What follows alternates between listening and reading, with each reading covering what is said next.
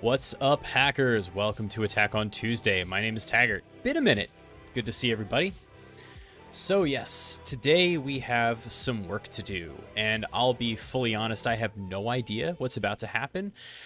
Mobile app testing is not my forte, but I felt compelled to take a stab at this because it seemed important. Obviously here in the United States, we've just had some pretty momentous stuff happen from a jurisprudential standpoint. The Supreme Court obviously overturned Roe versus Wade and Casey, two very important Supreme Court cases that set the precedent that, first of all, legalized abortion in all 50 states, but also set up some precedents for the constitutional right to privacy. If you're not in the United States, or if you're not super familiar with the U.S. Constitution, it's a little bit funky that the word privacy doesn't actually show up really in the Constitution, and it's not what's called an enumerated right. It's not one of those things that it's clearly spelled out that, oh, U.S. citizens or people in the U.S. have a right to this thing. Like the freedom of speech or freedom to assemble, freedom of the press, freedom of religion. Those things, those, by the way, all in the First Amendment, right? But those things are what are called enumerated rights. And then we have unenumerated rights, which are kind of covered by the 10th Amendment, where it basically says anything that we're not covering, we're going to kind of leave off to the states. But it also means that just because we don't spell this out doesn't mean that people don't have this right. So the Constitution was meant to leave some space for that. Now, in later amendments, extra stuff was spelled out. The Bill of Rights was just the first 10, and then we have more. We have 25 amendments to the Constitution. But this ruling overturns a lot of the protections, particularly in the 14th Amendment, that essentially means that freedom requires bodily autonomy. And if freedom requires bodily autonomy, that implies that women should be able to choose whether to have children. And that is thrown out the window with this case. And so why are we here talking about all this? We're here talking about all this because we have states that have enacted some laws that encourage citizens to snitch on each other. And we also have a very active law enforcement community that may try to prosecute women for trying to protect their health or just live their lives. And I'm not good with that. And so the concern here is, in 2022, a lot of women / people with uteruses use apps to track their menstrual cycle, try to track their ovulation cycle, pretty much anything going on with gynecological health. There are apps that will help you track it, and then the question becomes, what do those apps share? What can they share? One of the apps that got a lot of press about this recently was the Stardust app. Now, Stardust has a whole bunch of nonsense going on because it tries to combine like menstrual health with astrology. And I'm just going to put it out there right up front. Astrology is nonsense. It's utter garbage. I'll try to do the demo that I used to do for my astronomy club kids for why it's garbage. Let me see if I can get the app that I use for this.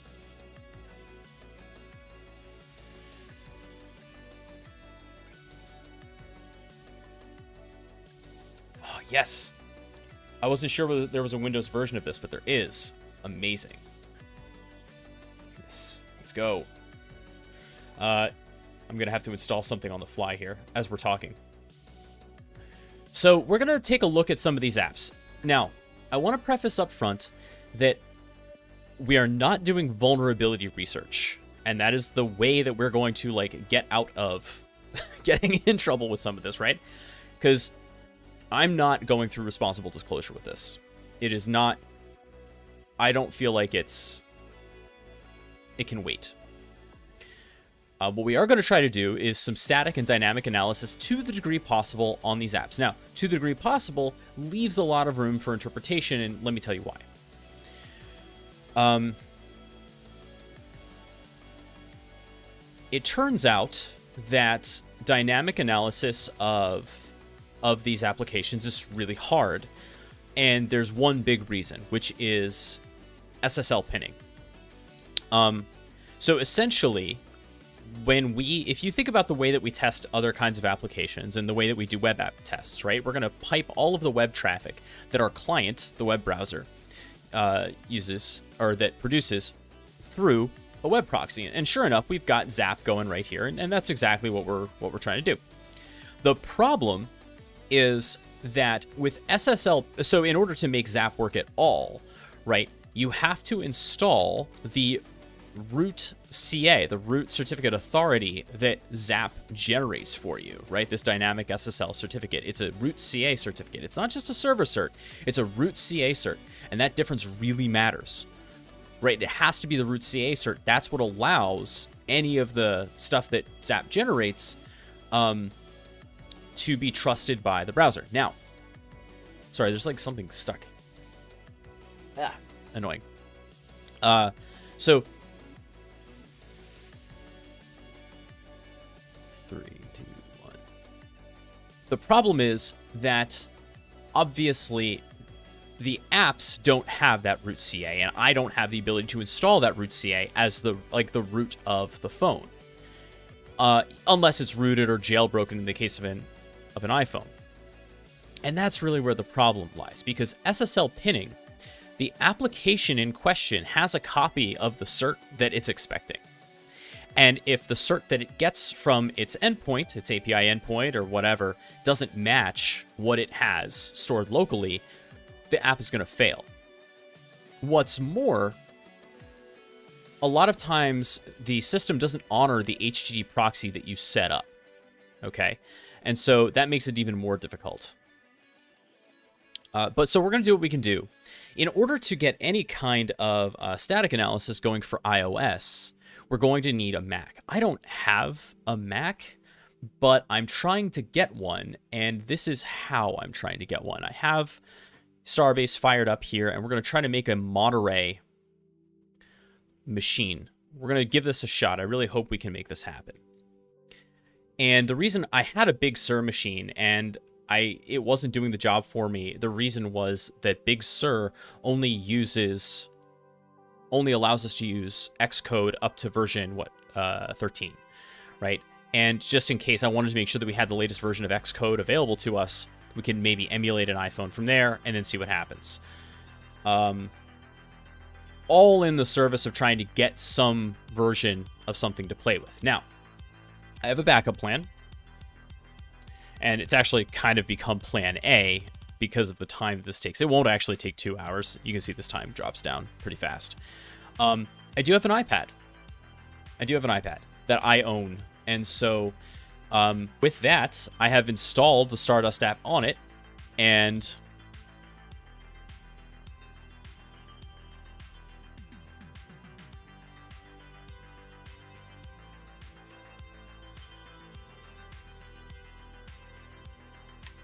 come on, Air Server. Be a buddy here. I don't know why I'm seeing a broken DC3.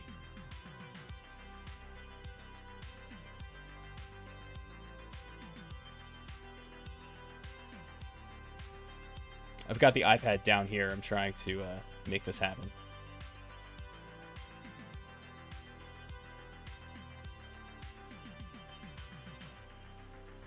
Of course. There we go. So we have the app in question here. And right off the bat, it tells us that they want us to enter our birthday. Of course, we're not going to enter a real birthday. But you can see that the astrology stuff is kicking in right away. Very stupid. Oh, awesome. So I get to do my demo of why astrology is bunk. Thank you very much, Celestia. Okay, so I love Celestia. Celestia is a 3D model of the galaxy. And so here we are on Earth. Let's go to the ISS. Center and go. I can't believe I remember these keyboard shortcuts. Hey, there's the ISS. Look at it. It's just chilling. It's at night. Okay, let's turn on...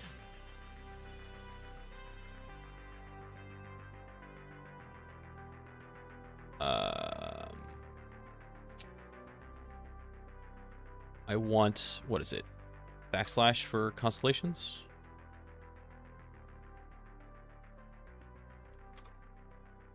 / for constellations. And... Nope. And for names, what's the...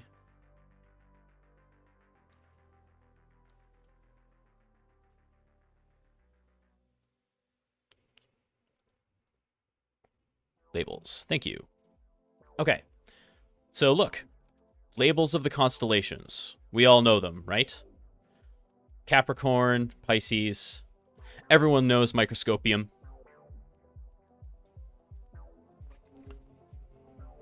Libra. Now we're kind of in Sagittarius. There we go. Some other ones that we might know.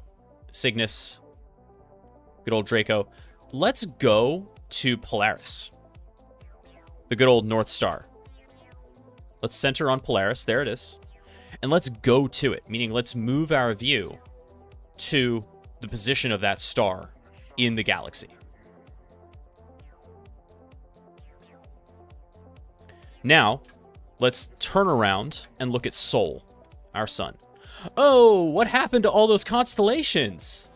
That's weird. If we draw lines between the stars from any other point in the galaxy, those shapes are absolutely meaningless. So, you can either believe that those abstract shapes that kind of look like something sometimes to some people meant something only to us, and it was intended that the entire galaxy was shaped in that way in order to mean something maybe to you and to the people on this planet, or you could accept that it is not... It has no meaning whatsoever. The positions of the stars in the galaxy, as observed from Earth, do not hold any sort of mystical power whatsoever. Okay. Nevertheless, let's give this a spin. Okay, I guess we were born in January 12th. Next, you're telling me Thor isn't responsible for lightning? No, Thor is responsible for lightning. Yeah, absolutely.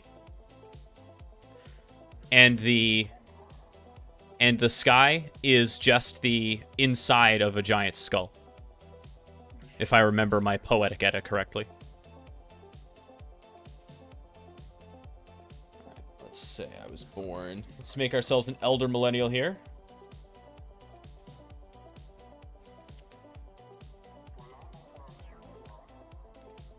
Want period alerts. Let's see.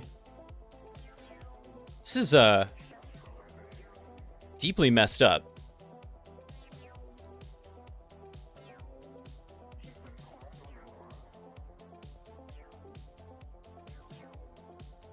This is today is the full moon. It's cosmic playtime. That's... Oh, that's another one. The moon has... The moon's phase has no bearing whatsoever on you. Anyone here can download the app image from the iPhone store. Yeah, this you can get the app. The problem, Sar, as we'll find out, is that getting the .ipa file doesn't actually work the way that it used to, right? You can't like just get the IPA file anymore.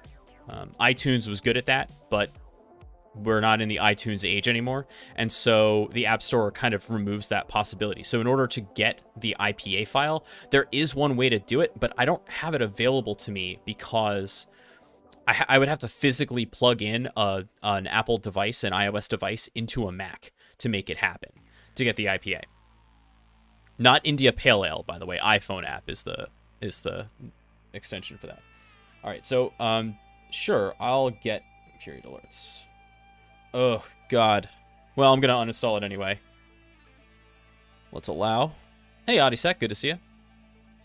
Are you on birth control? Let's pretend as though we are somebody who is absolutely going to be affected by this ruling. So we will say no.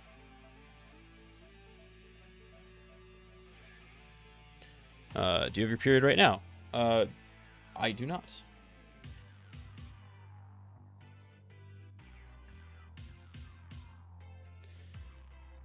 Tap to adjust the days of last period.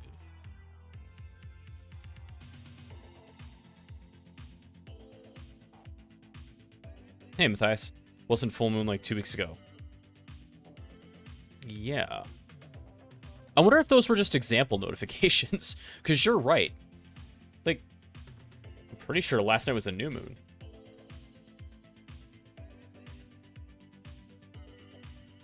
Yeah.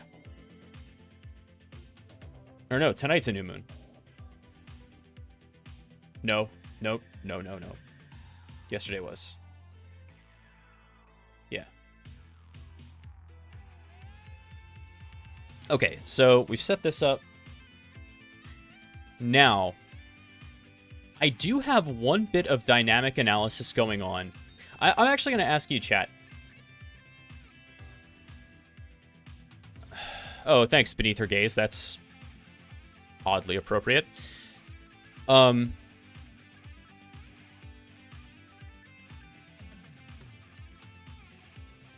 I do have one piece of dynamic analysis going on right now, and I'm wondering if anyone can maybe take a guess as to what kind of dynamic analysis, even with the lockdown universe of iOS, I can absolutely pull off.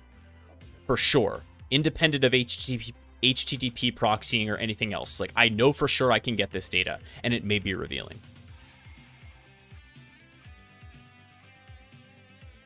Noticing, like, the white bar back there. That is the sun shining in the green screen. Endpoint. What do you mean by endpoint, Matthias?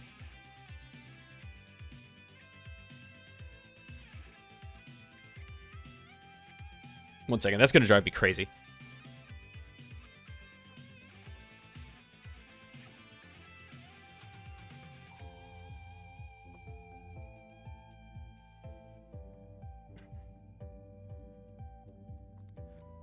Yeah, so that's HTTP proxying, which we can't do because of SSL pinning, unfortunately. So that is not available to us for sure on iOS and probably on Android, but although we may have some other things we could do to make it happen on Android. So no, other than that, other than HTTP anything. All right, let's check on our install here. Still cooking? Good. The answer is DNS. I am using a tool called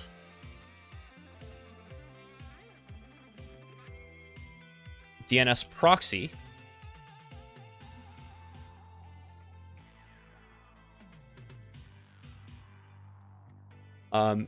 To basically capture any DNS requests without it screaming at me. So it continues upstream. Because regardless of, you know, it needs the certificate, sure, for the HTTP traffic, and it needs it to match, but it's still going to be making DNS requests. So at the least, I can tell what it's doing from that point of view. And I've actually already learned something interesting about the app from those DNS requests. If you look carefully, so here we go. I have some requests, and this was kind of directly from this app because it was the only thing that was running. Yeah, we may be able to bypass certificate pinning on Android with Frida. That is correct. We may be able to do that. That is true. Huge pain, but definitely doable. Yeah, unfortunately, Stardust doesn't have an Android app. That's why. That's why, Tasty Boy. Because this is the only place to see this app in particular. And the reason we're talking about this app, other than the fact that Serena, a.k.a. not She Networks or She Networks, was calling them out for showing their whole ass when it came to... They basically said they would willingly participate with law enforcement even if it weren't legally required. That they would hand over customer data to law enforcement.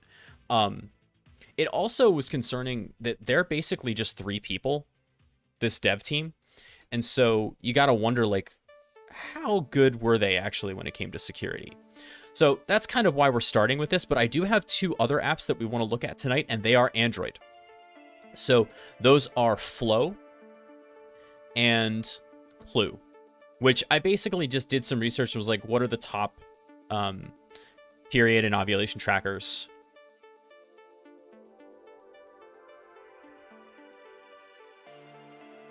And this is what I found. So if this is one of yours, yeah, these were the 2 that I got the Clue and Flow APKs. I have those down. SAR. I got Clue from APK Fun, I think. I got Flow from APK Fun, and I got Clue from APK Pure. So they're available. Be careful though, because there are some masquerading APKs that are definitely malware. So just be aware of that. Okay. So the first thing that I've already learned about Stardust, though, is that it uses Firebase, which is really scary to me. Firebase, if you're not familiar, is an app platform from Google, and it allows easy creation of different kinds of databases, backends.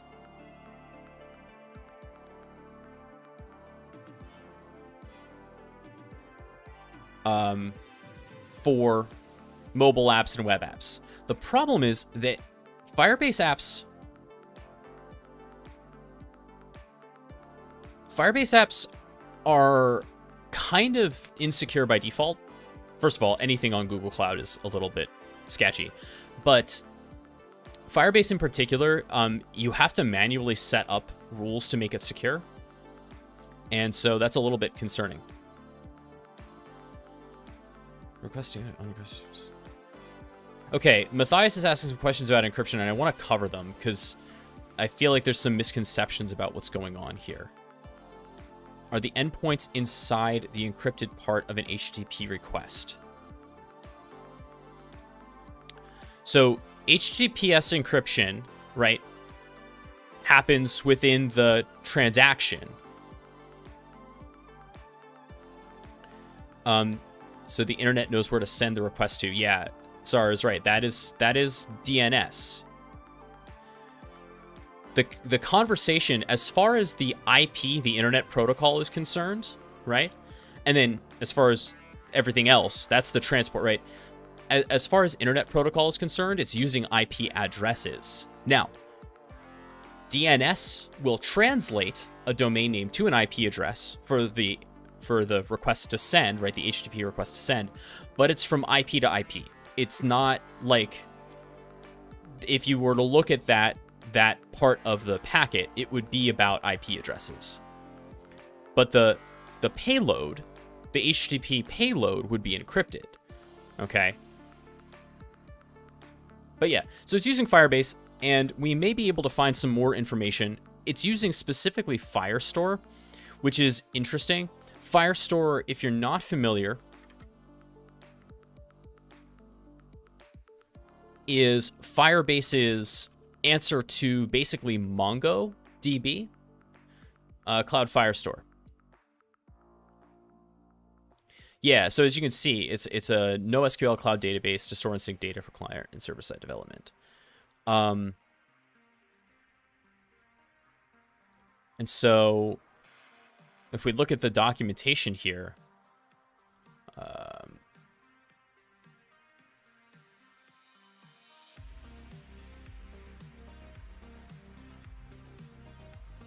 you have to instantiate your app.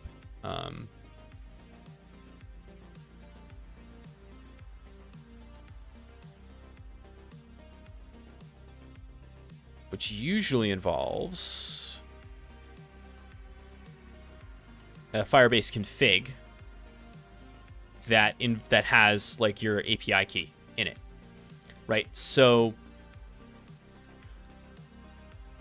The question then becomes, where is that stored, right? Now, let's continue on with just our setup of Stardust app here. What's my average cycle length? Yeah, we'll go with 20 days. We get a nice little message about row.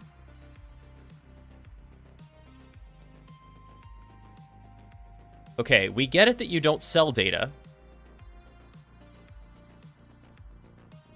We have encrypted your information to ensure that no governments or companies will ever access data that belongs to you and you alone. It will stay this way forever. That goes against what they said about law enforcement, but okay.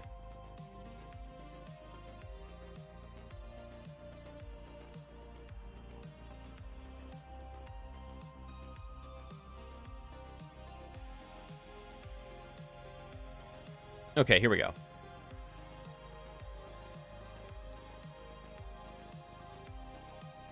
Okay. That also doesn't apply if they get bought out. Yeah. Well, it definitely won't apply if they get handed a subpoena. But whatever. Okay. What are we seeing DNS-wise? All right, we're seeing just more Firebase, which makes... So basically the back end that it's phoning home to is Firebase. And notice that it's Firebase or firestore.googleapis.com. And so that means we can't do Google dorking, which you can do with the real-time database, which is kind of wild. So if you look at the real-time database, and I might look at this just in case anyway. Right, so Firebase io.com or firebasedatabase.app. So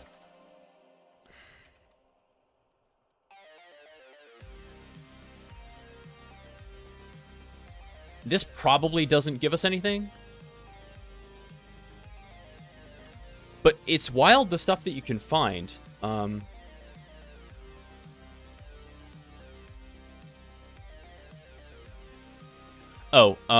Actually, no. I want it to be... Not site. I want it to be... Yep, that's right. Thanks, Husky. I want it to be in URL. Good to see you, bud.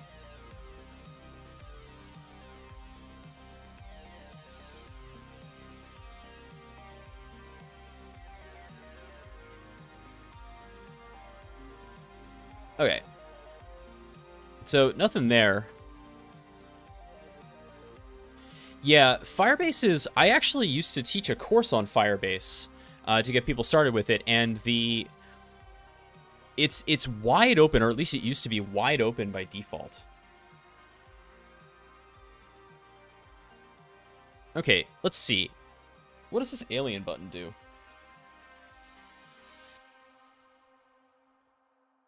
Ugh. Apparently, I have a White Witch cycle type.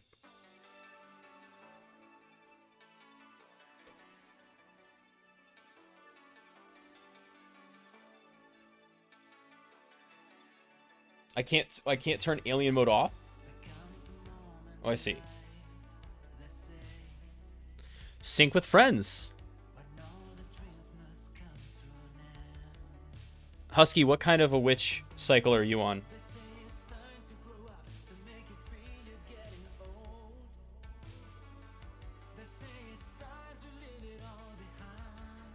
Okay, so yeah, so it's tracking cycle against...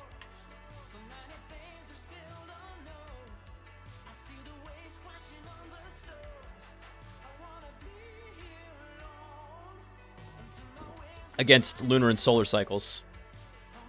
That's cool. I feel so lucky to not know anyone who's into that astrology stuff. Yeah. Well, come to Los Angeles and we can solve that real fast. Okay. Now. Right now.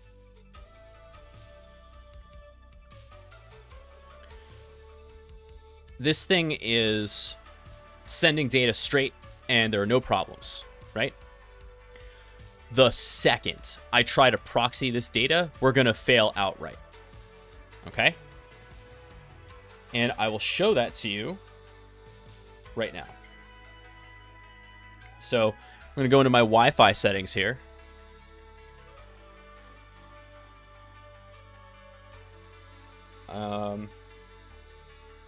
There we go. Try to do this so I can have the microphone configure proxy. Manual. Okay, so we're going to do set this up. 192.168.1.114, which is the address of my Kali box. And port 8080 because I know it's listening. We'll save that out. And let's see if we get anything interesting coming into the proxy. I'm pretty sure we won't.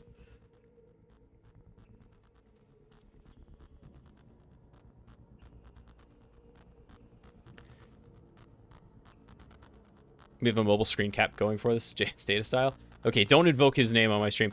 So the reason why this is working, this is an Air server, which is a piece of tech that I used to use all the time in schools because it turns your computer into a Chromecast and Apple TV. Now, for those of you who want to try this at home, there's another step. I can't remember if I did this with the iPad or not, but I don't think I did. So I'll just do it now. Which is, I need to install the Zap cert, right? So if I go over to, not that, we're not ready for that yet. If I go over to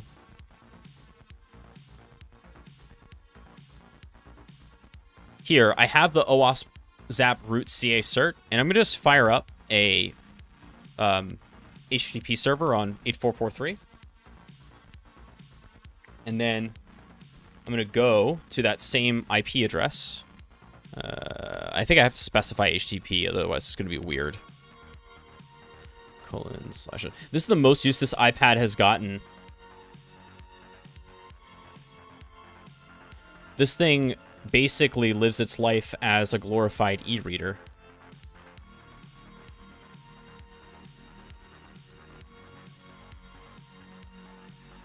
All right, cool. So we were able to get... Oh, sorry. You're not looking at Air server. Okay, so we're looking at... this is my local page. So I'm going to go and download the CA cert. Hit download. Down it comes. Now, download failed. What the hell?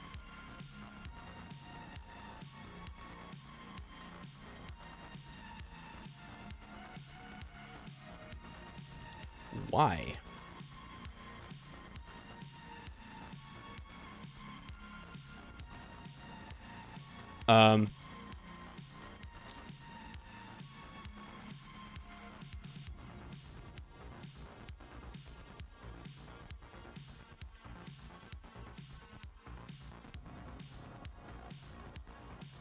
God. I want,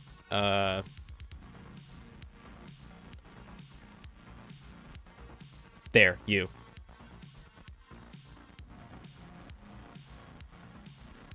I haven't opened Safari in a million years.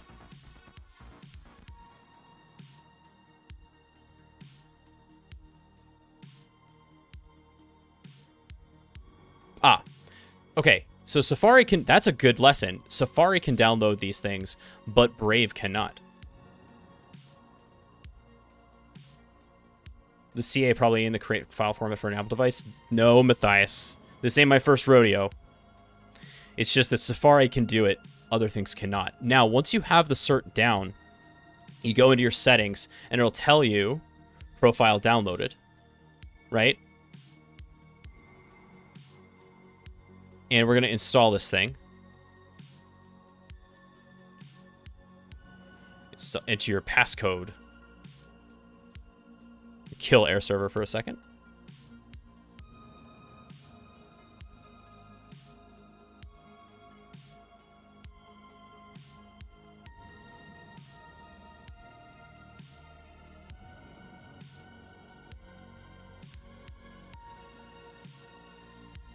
Man, that's working great. All right, now it's installed.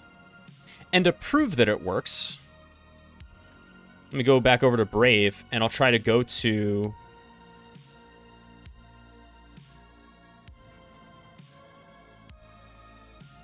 Actually, let me just see if I can go to just taggarttech.com. Yes. Okay, and it's telling me... Hey, Prax. It's telling me that the cert is good. I don't know if I can actually tap on that. No.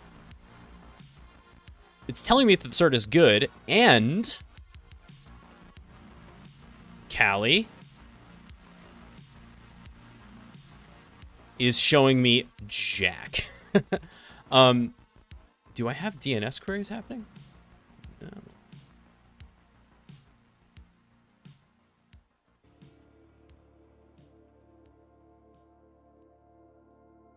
Oh, yeah, this was the other one. We have appmeasurement.com and api.mixpanel from Stardust.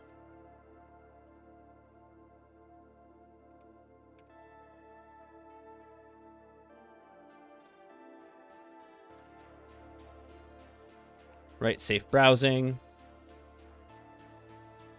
So, iCloud, obviously this thing is doing DNS. Hey, Dust on Keyboard.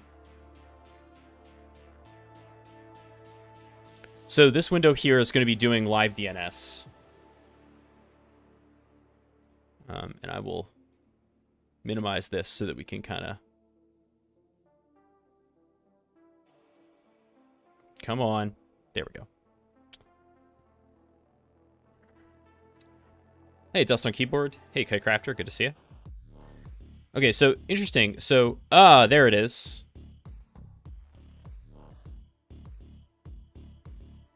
So now it's yelling me about a bad cert, but am I seeing proxy data?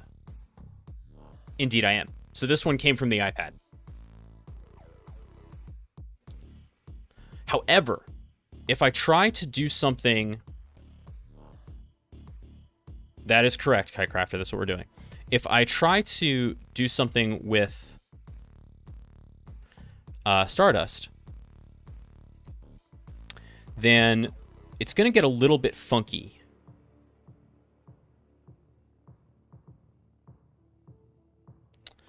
Let me try to close the app and then reopen it. Right. So it's going to give me this... I keep forgetting to put this back up. So it's going to tell me that I'm getting an error. And that's because of the SSL pinning. The proxy is going to prevent applications that are not web browsers from working because it refuses to let you proxy. That's an iOS thing. So in order to get around that, we are either going to have to... Can we do the same for Android? Yes, we can. And in fact, we are. Kind of.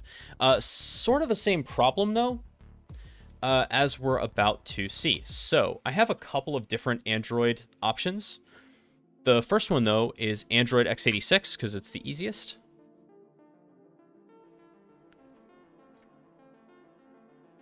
Although not to unlock, weirdly. So I might just power cycle this.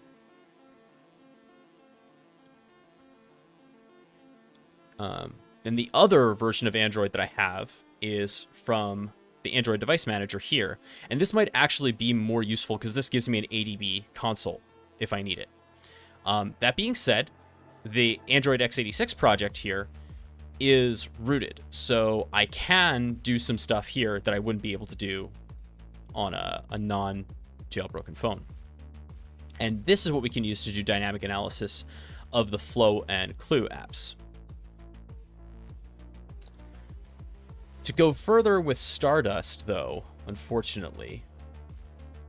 Damn it. Yeah, this installation is just not working.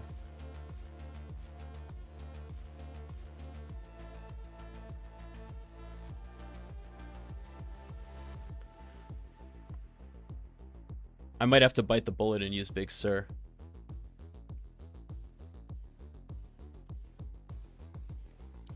Even though it's an older version of Mac OS. This is kind of cool, though. The way that you do OS X setup. What about setting up a hotspot and connect the iPad? That we not do. Payloads with at least full URLs. A lot of questions. So Leon, you're talking about the hotspot method.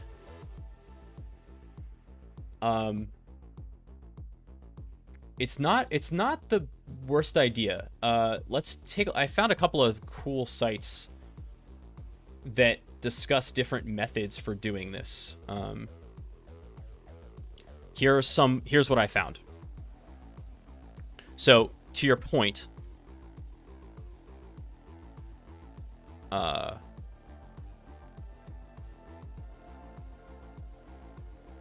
did do a little research for this before I went live.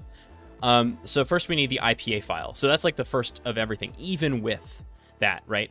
So even if we were to do the hotspot method, we still need to get the IPA file. Yeah, you won't see the URL. The only hope would be, honestly, to do a PCAP and hope that something wasn't HTTPS, but that would be bananas. And actually, frankly, if it weren't HTTPS, we wouldn't be having this problem, right? Because we would see the proxy data at that point. Like the SSL pinning wouldn't be stopping us. So yeah. Here's your hotspot method, right? You share your connection, and then you do like a bridge, and then you do the invisible proxy. They're using Burp. We could do it with Zap. Sort of the same thing. But you're still replacing... Oh, this is doing the hard-coded certificate. So this is the other way to do it, or another way to do it. Basically, you crack open the IPA, which is just a glorified zip file. And then you grab the certificates and you replace them with yours. And then you recompile with Cydia. So that right there, by the way, needs to be a flag for you, because what that means is in order to do any of this stuff with an iPhone, you're going to need to have it jailbroken. Okay? Otherwise, you are out of luck.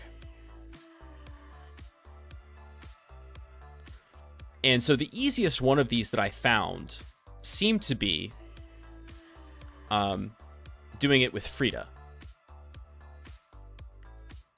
as was mentioned earlier, I think by Leon, where we hook the thing. But that does require a USB connection to make it happen. Now, that would be fine. I would just need to have a USB pass-through. It's a little bit tricky. So it is not simple to make this happen. Now, Android, a little bit easier. So, as I said, we have Android x86, which, again, I've missed the activation on, so it's going to be a pain. Let me show you the other one then, which is the Android Device Manager one. And so the way that I got this, by the way, was by installing the Android tools in Visual Studio. That was the easiest way to make this happen. So I've got an Android machine running right now. And as you can see, I have both Flow and Clue running on it. And one thing that's really cool about this version of doing this is that if you look in settings here, there's just a proxy setup. I can just have this. So I could turn this on, hit apply, and then if I reload this, it should work. Yep, it is working. And if I try to go to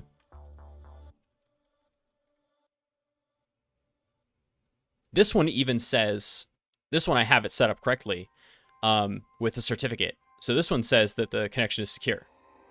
Everything's good. And if I go into, I'm going to shut down. Yeah, that. So I have this running. Everything looks good. If I go over to Kali,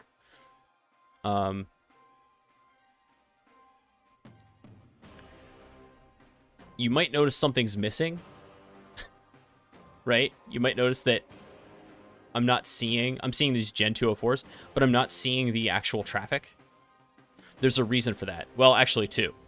Reason the first is that I'm not connected to Wi-Fi. I'm connected to LTE. And so if I turn on the wireless, it will start honoring my proxy settings.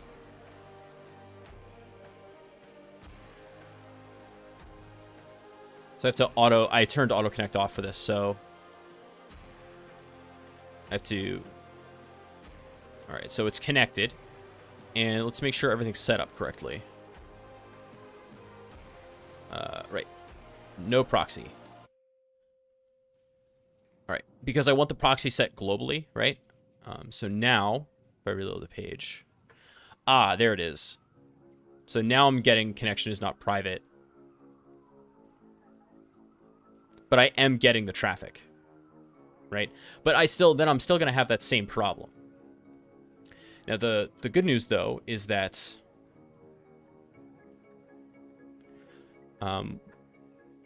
with Visual Studio here, which I'm just going to kind of one side, I have Android and the ADB command prompt.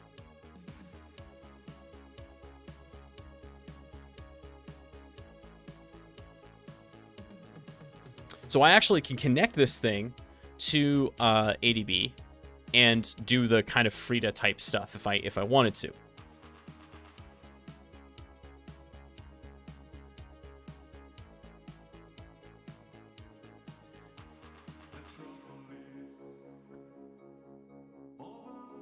Now, before we go too crazy, I do want to see if I can get a macOS machine running here. So I have a tool called OSX Proxmox, which allows me.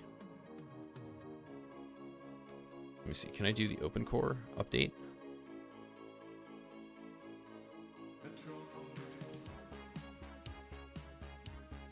Yeah, okay.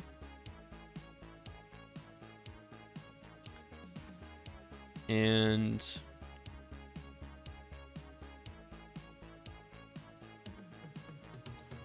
oh, wait, does Vultr allow you to do Mac OS? That's interesting. I didn't know that. So I tried Monterey, and it was not working for me, so we can try Big Sur. Yep, 113. Call it SecLab Big Sur. Let's make it 128 gigs.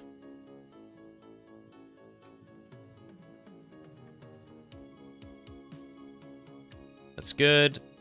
4 CPUs is good. I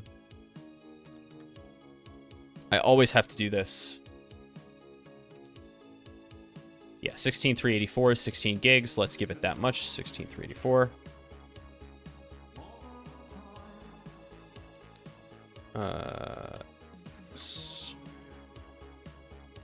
Good. Okay. So this is kind of how you make a Mac OS machine in Proxmox. And it's kind of a neat trick. So it has created a VM with a recovery image here. And if I start it,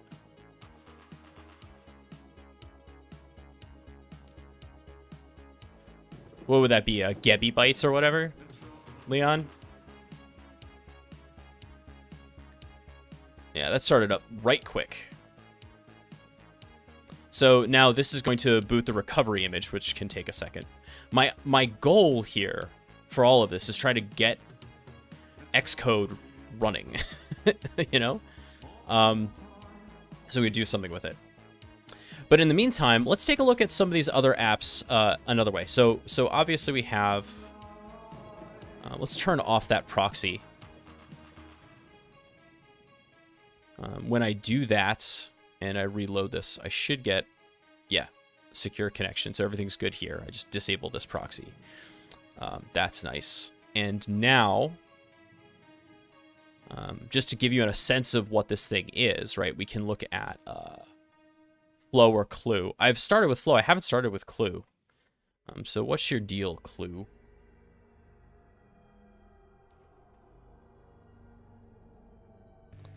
I don't have an account. God, I wonder if this just like straight up changes up some huge classification.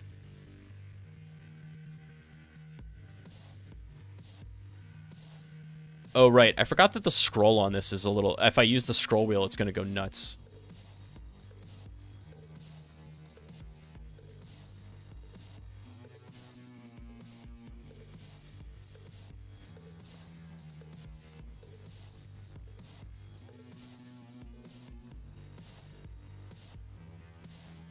When was I born? I was born...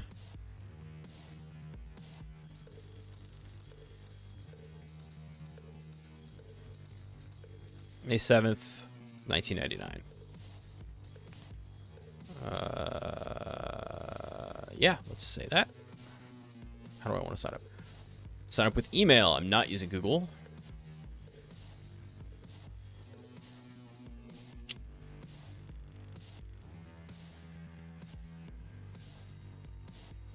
Yep.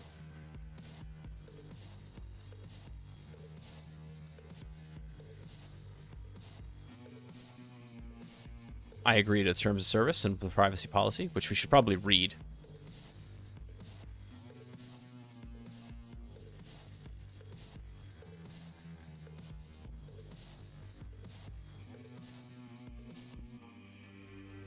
Thanks, Husky. Oh, the recovery booted. Okay, so first thing we need to do is set up an APFS volume, which we don't have just yet.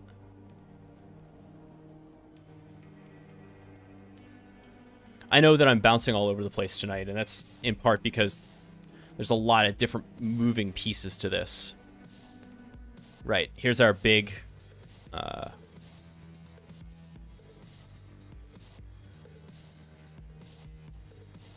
block media. We're going to erase it and turn it into an APFS volume.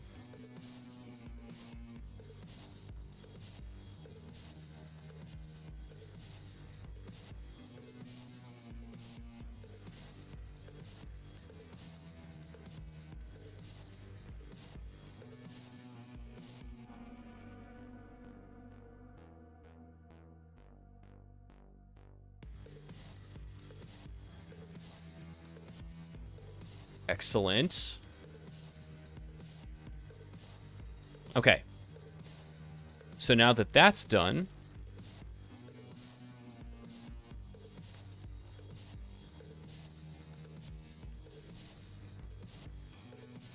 I feel like I'm skipping a step. No? Maybe not. Reinstall macOS Big Sur.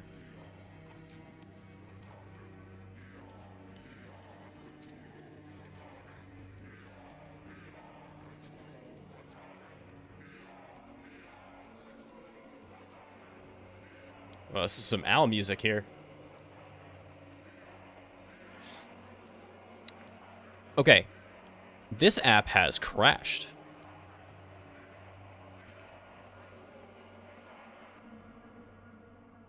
Oh, there it is. Now, one problem I was having with this Android emulator was that I couldn't get the DNS pass-through to work the way that I wanted. So I couldn't use my DNS proxy to see anything useful. So instead, what I'd like to do is move to static analysis. And we'll do that by taking a look at the APK, which I have right here. So I have both Flow, MobSF. I don't know what that is, Husky.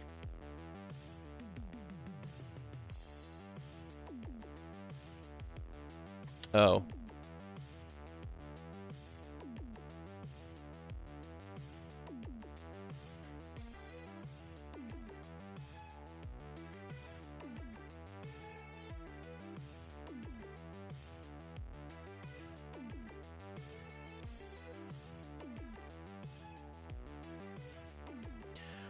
Interestingly, no. Yeah, it's not a bad idea, actually. That's cool.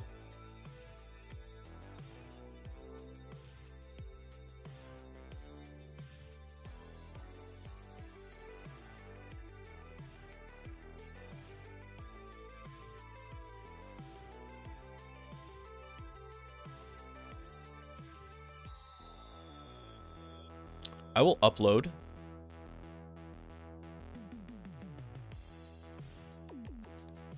Yeah, let's fire up Clue. Cool that they have an online version. It's handy.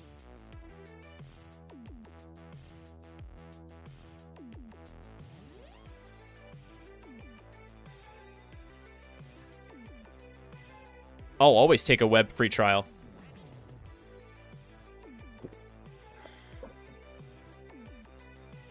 But I was going to use Jaddix.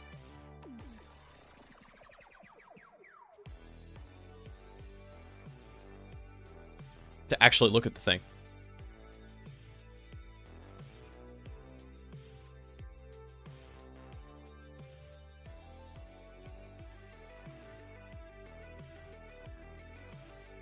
That might take a second.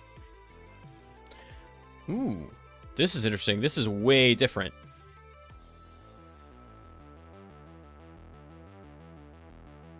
Is this like stripped? Yeah, this is wild.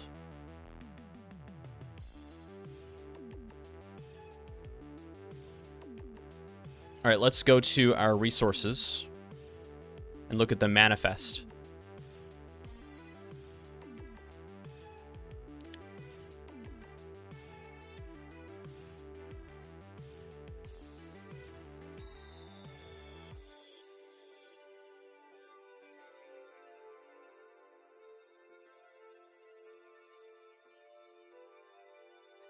Oh no. The profile is an SQLite database.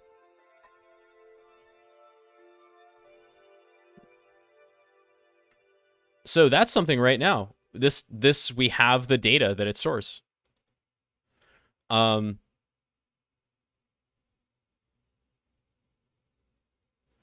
have an ID, ovulation flag, predictions flag, predictions disabled by Clue, life phase. This is a create table, temp table. Okay, so this is the profile. This is what a profile looks like.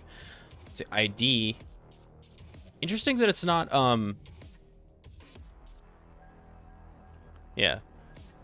Ovulation flag, predictions, life phase, birth date, cycle length, period length, PMS length, height, weight, and hey, Firebase again. Now these don't give you the like API keys in here.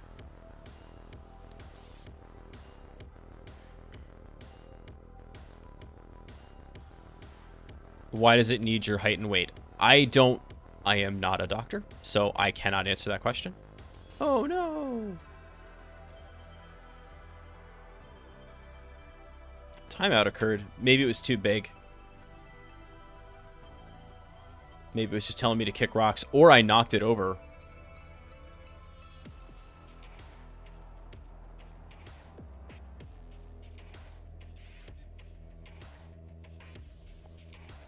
Is it literally just like...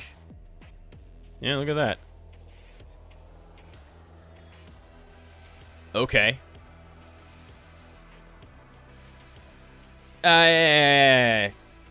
BMI is a spurious metric.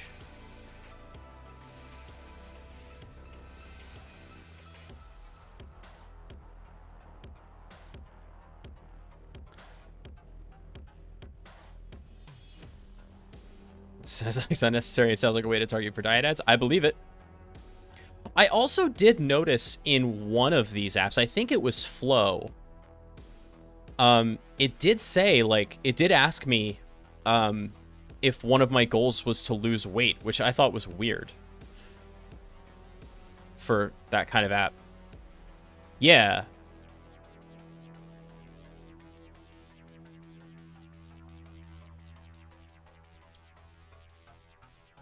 flow is like upsetting.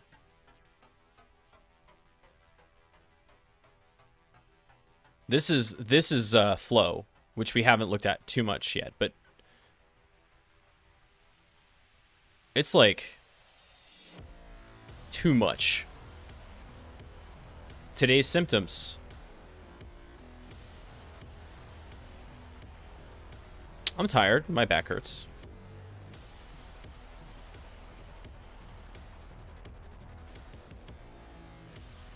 Ah, freemium.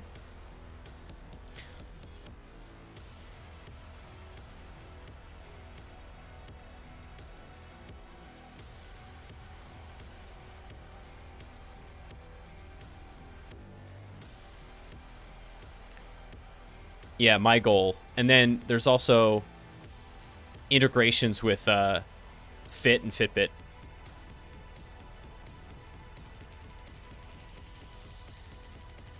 Okay, so let's see what this Mob SF.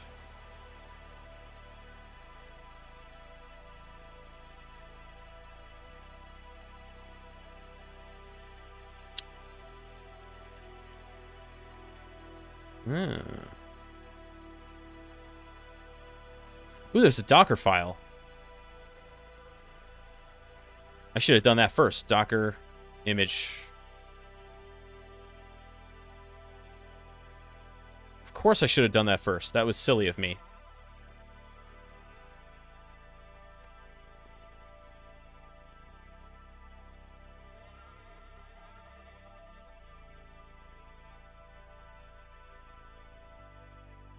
Let's see if there's a Mob SF Docker file.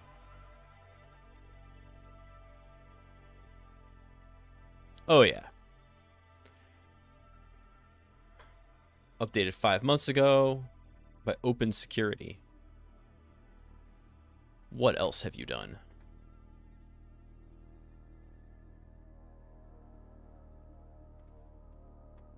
Can't do dynamic analysis.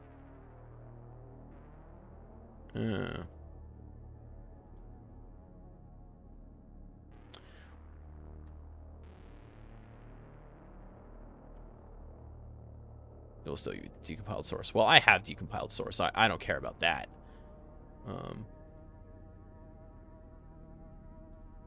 But I did. All right. Well, let's go back then and do this the right way.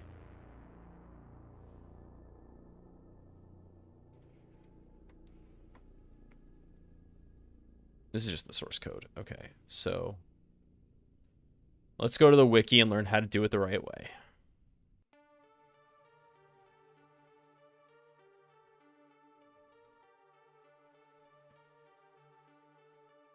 Oh, I should have just done the setup, huh?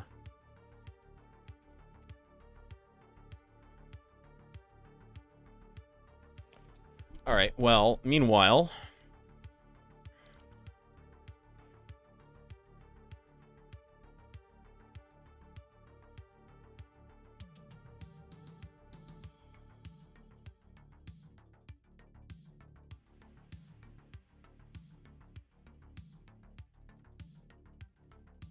gateway.hello-clue. So this is the cool stuff that you can find in here, right? You can find domains and even URLs.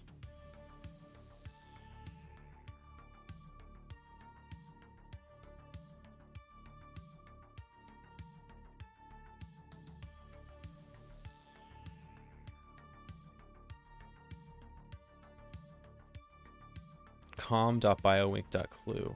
Okay. So that's the path to the stuff that we're looking for. There's com, there it is. So biowink.clue, and then here's all of our stuff, right? Data, account, API.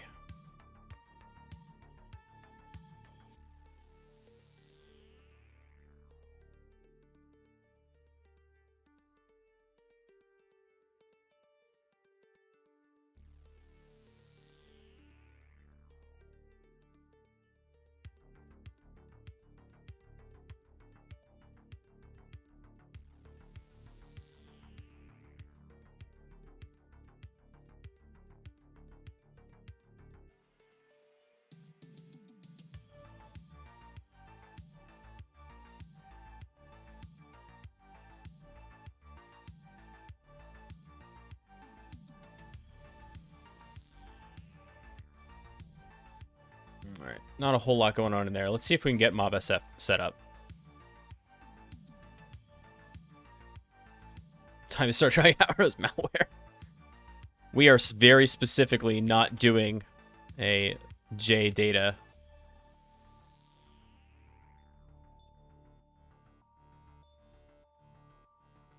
situation. So let's see. It has Python. It has pip. Yes.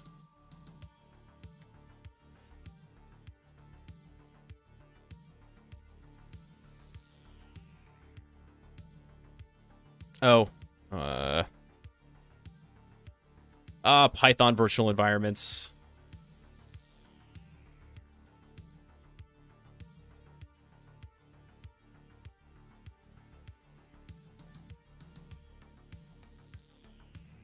So what we're doing right now is we're setting up MobSF or MobSF.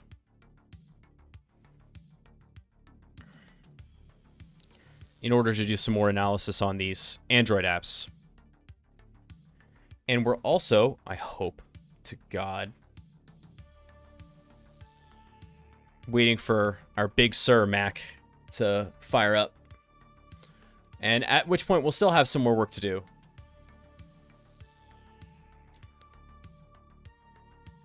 I'm wondering if I can upgrade it to Monterey right from there. That would be tight. If we could do that.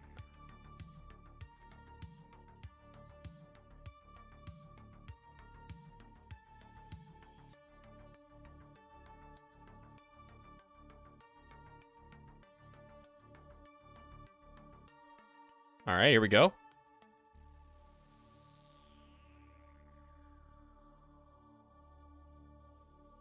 Many things happening.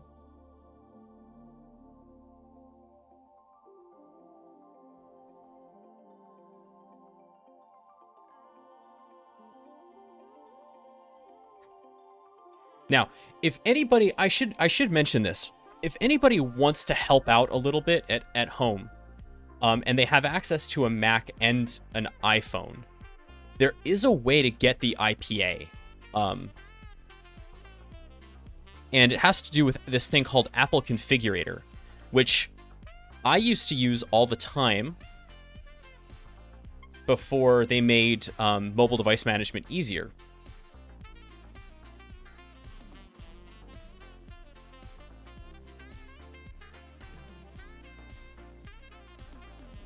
But Apple Configurator allows you to basically deploy apps to devices. It was originally designed around these things. Yeah. The basic idea would be, oh, Bretford. Yes. God. Taking me back. The idea would be that you'd basically notice that it's got a little wire port here. You would basically plop a laptop on top of this, connect it, and basically you'd be connecting it to 30 iPads at a time. And Apple Configurator then would then deploy whatever apps you wanted to those connected iPads. It was a pretty nuts situation, especially if you were at a larger institution where you had to do that for like 30 iPads at a time or 30 devices at a time. iPod Touches also we used to use for this. But the reason I bring it up is that this is a way it'll connect to the App Store and download iPhone apps, IPA files for you. So if you have a Mac and you have an iOS device, a configurator only works if you have an iOS device plugged into it. So if you have an iOS device and you have a Mac, you can actually go grab the Stardust IPA. If you grab that, maybe let me know.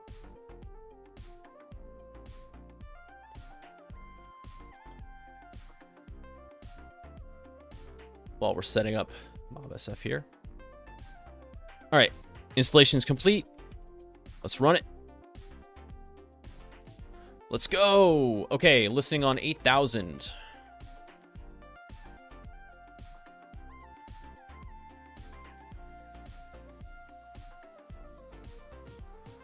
That's all right. Pretty good news for me. Let's do clue first.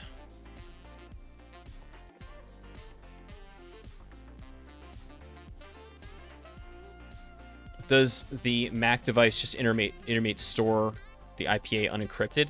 I don't know why you think... I don't know where encryption comes into the mix for you, Sar. It's... The IPA isn't encrypted anywhere. It just is what it is.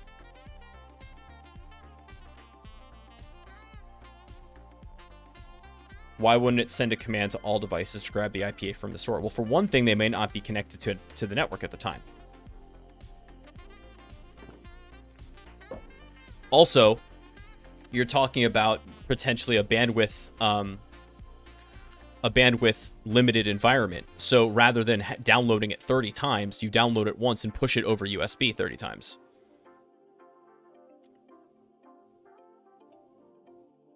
No. You used to be able to get... I bet you still can.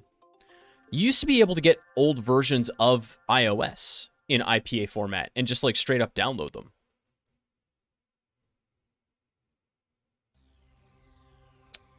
My Kali machine has become non-responsive, which is concerning.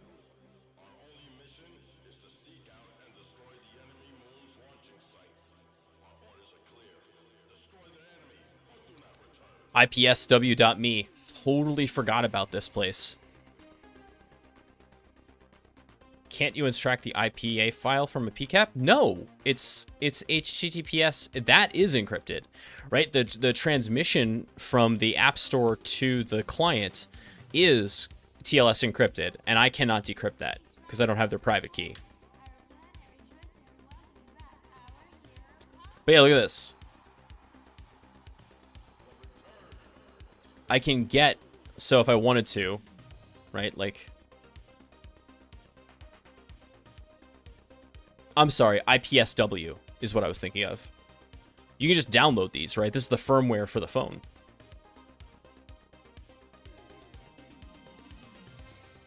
And the reason this exists is in case you brick your machine. It's actually a good point. iTunes doesn't exist anymore, right? iTunes used to solve this problem.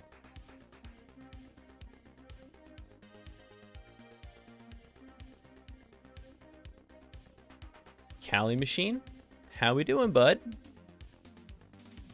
Oof. This thing is hard locked.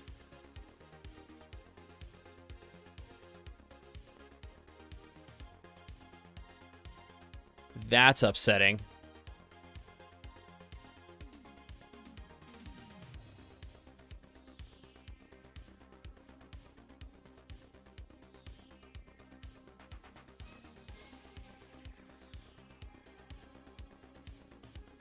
Yeah, I can't. You can download from the Microsoft Store?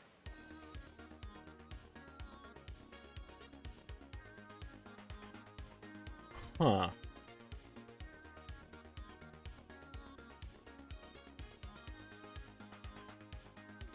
I bet it doesn't have the functionality that I'm looking for, though. Although that would be funny if it did.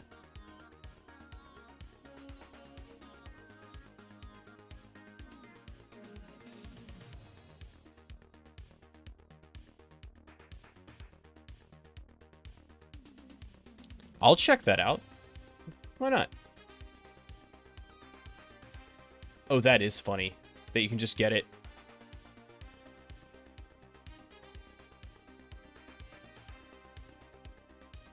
That's hilarious. Okay.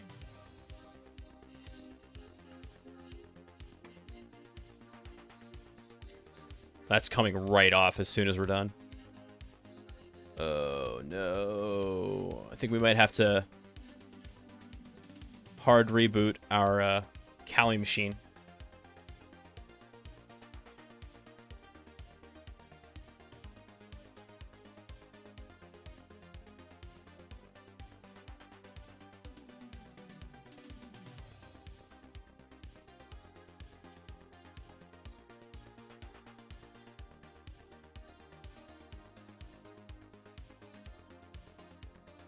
Well, let's see what this does.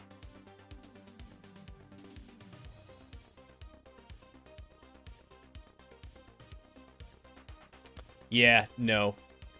See, apps is not a thing anymore. That would be the trick.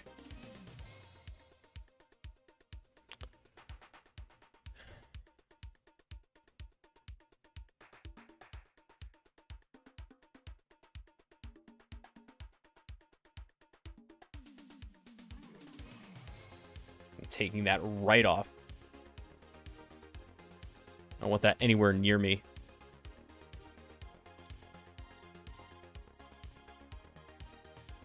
This is good news, though.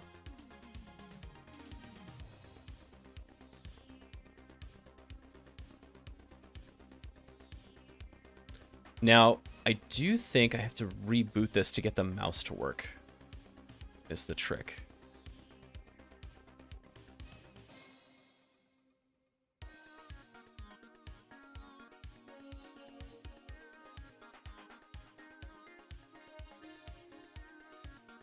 That was dumb. Stop it.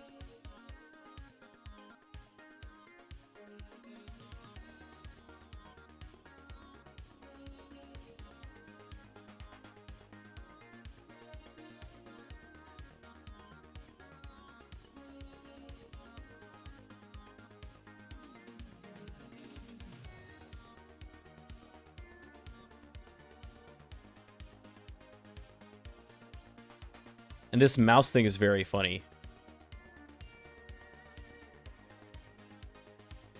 It's like off center.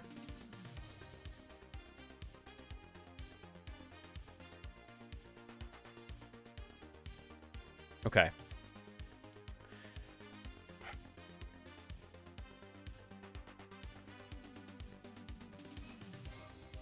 Let's bring the Kali machine back up.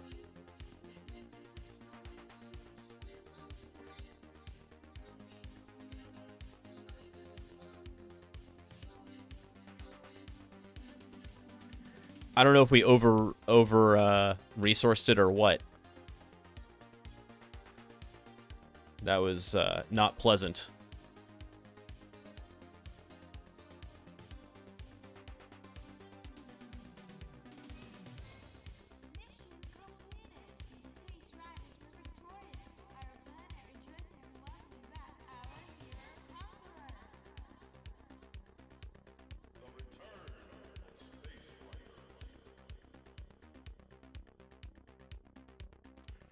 Now, the other thing we can do, maybe, forget you.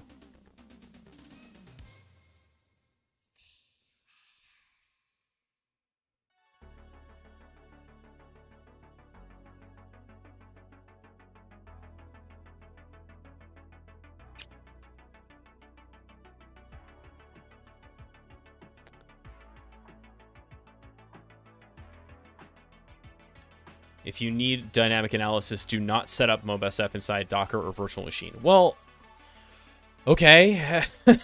I should have done that elsewhere.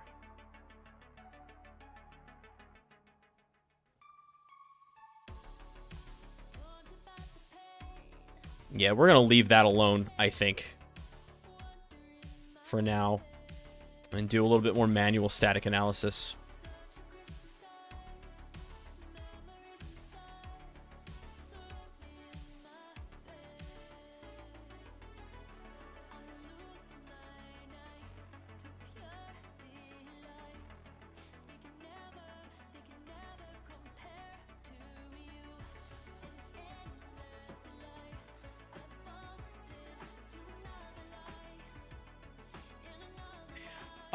I can't believe I haven't mentioned this yet tonight, but so as of right now, I have 16 vouchers available for PWST, the Practical Web App Security and Testing course from TCM Security.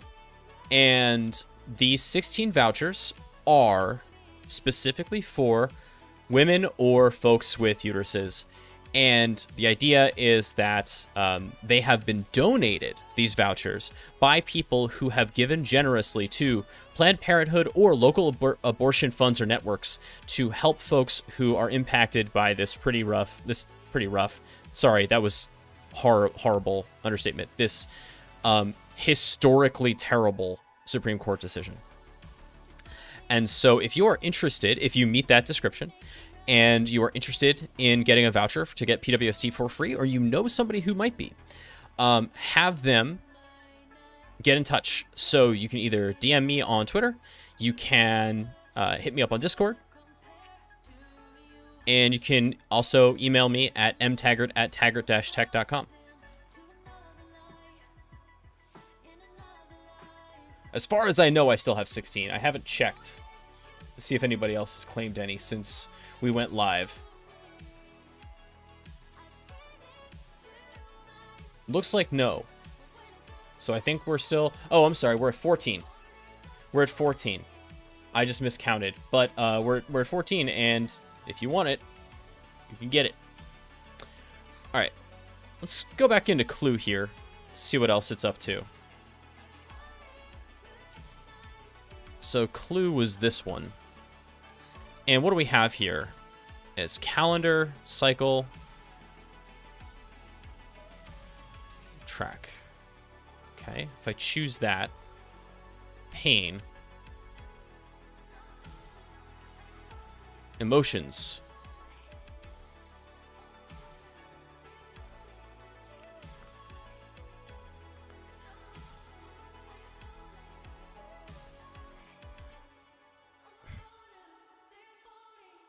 I don't know what any of this feels like, but tornado seems like an interesting choice.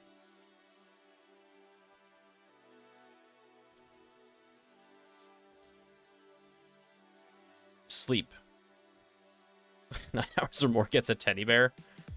Some of these design choices, I don't know. Some of these design choices, I don't know.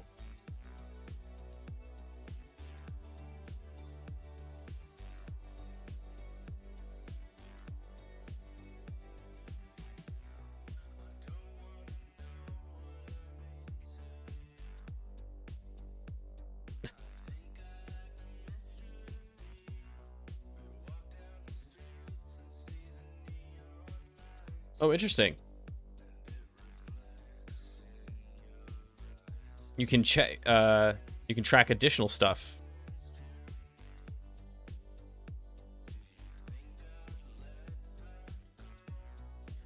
Tags, huh?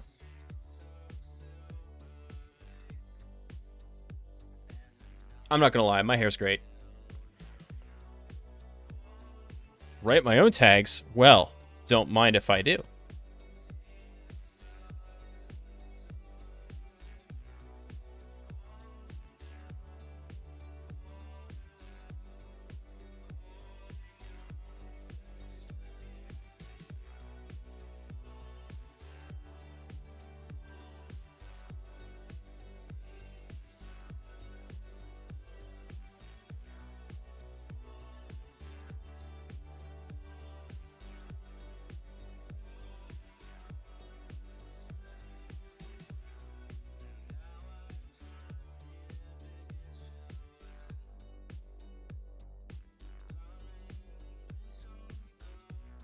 Hair's good.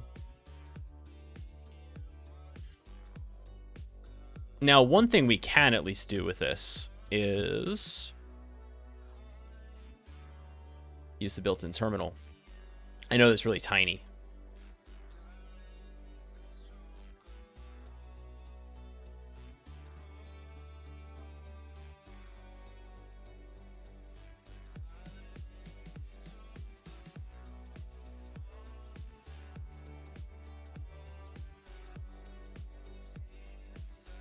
Oh, I'm not rooted.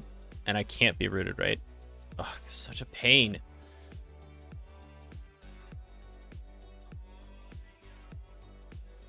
Oh, but I have the ADB terminal. I wonder if that actually gives me some... Can I do that? Tools, Android.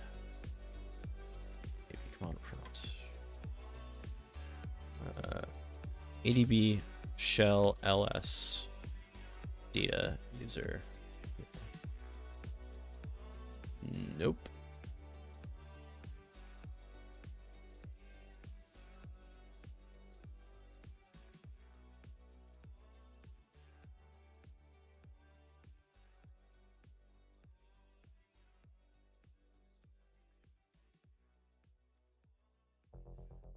Yeah, I'd have to load it in I have to put it into the recovery mode, right, and actually root it. Yeah, well, I'll tell you what. Let's get serious about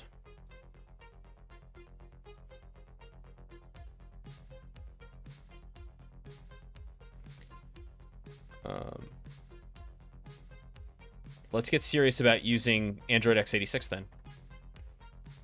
If I don't lose focus, we'll be fine.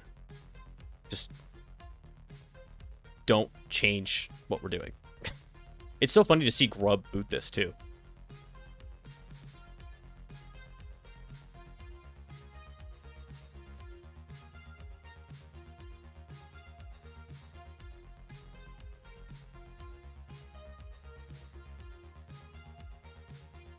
I had to break out all sorts of toys for this evening.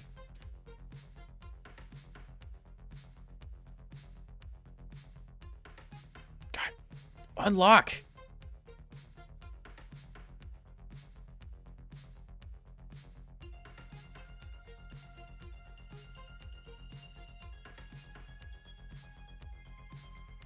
I'm trying to get it to swipe up enough to unlock. Do it.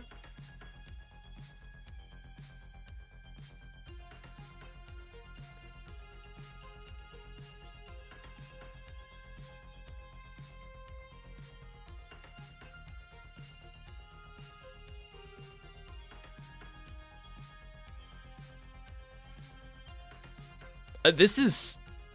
I can't believe this is where I'm gonna get...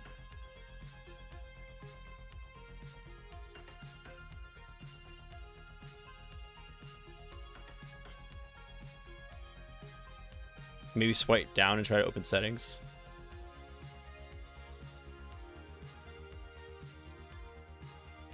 Press up. Nope. This has been, like, the problem with Android x86.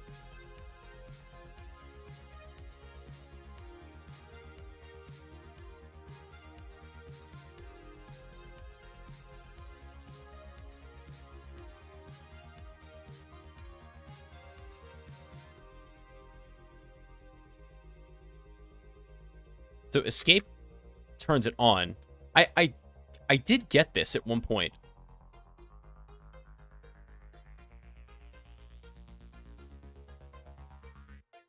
Swipe the icon and go for the camera. I can't even make that happen. Oh, there we go.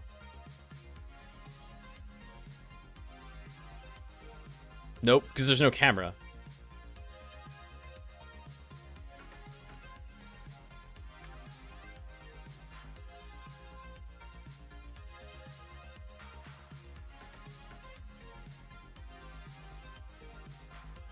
Oh, for the love of God. Hold on a second. Android x86.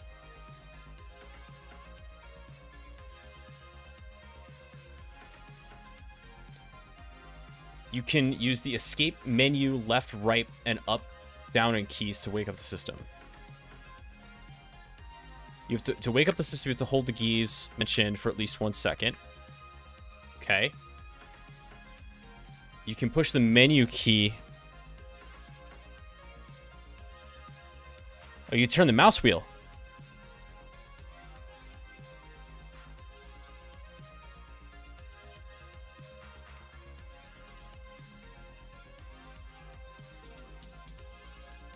No.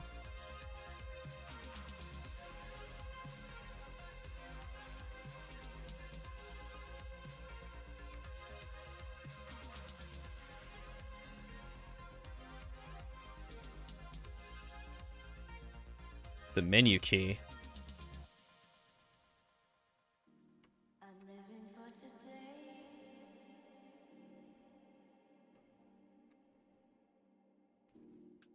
This is so stupid.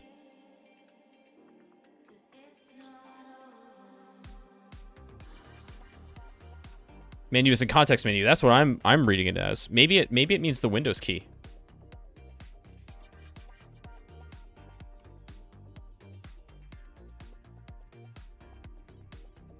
Now I'm just button mashing.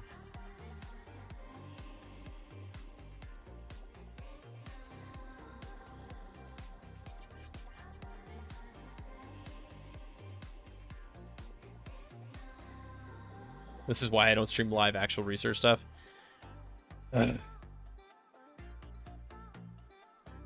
Hold on.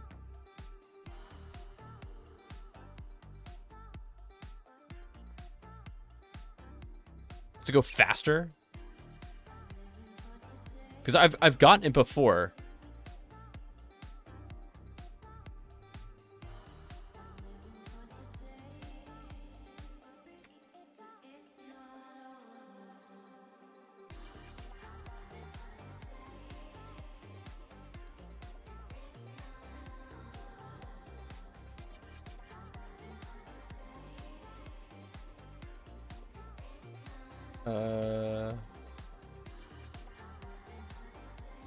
Interesting.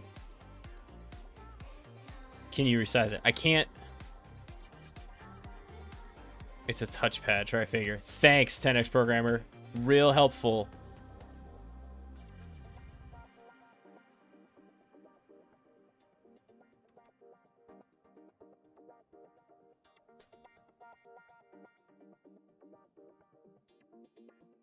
I got it.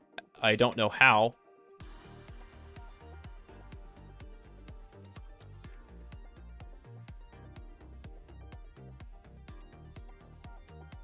Now we're gonna have to figure out how I did it.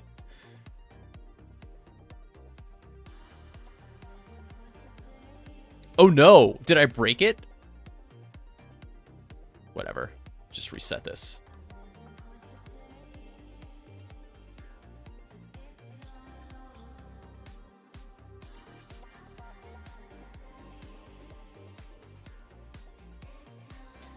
The whole point is that I have a root terminal on this thing, if I can get to it.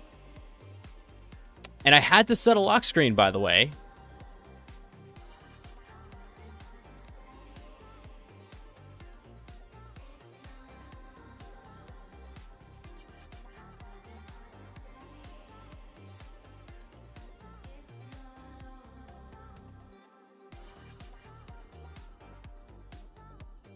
Yeah, that works. Double clicking on the notification does the job. Thank God.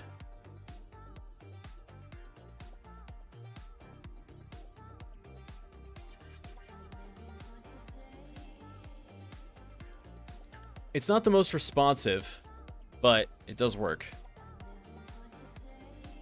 He said as soon as it went back to sleep. Oh my God.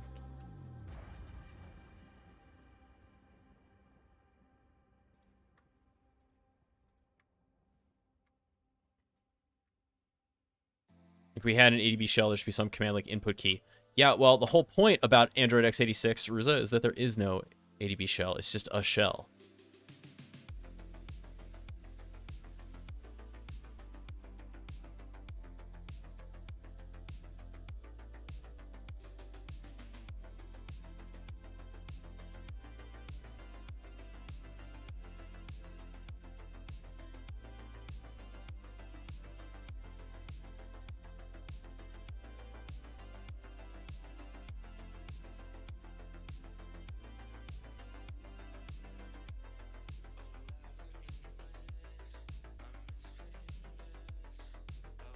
Come on, come on, come on, come on, come on. Yes! Sweet Jesus. Okay. Clue.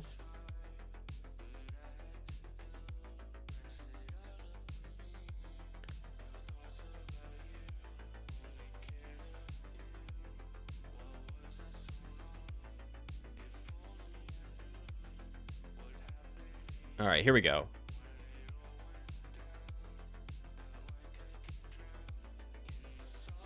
Now, I bet this is all happening, I think, offline, because we're connected to the Wi-Fi. Are Proxy is set.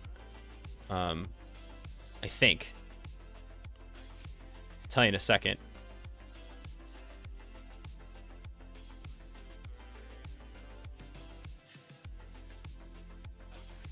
This thing is not designed for this aspect ratio.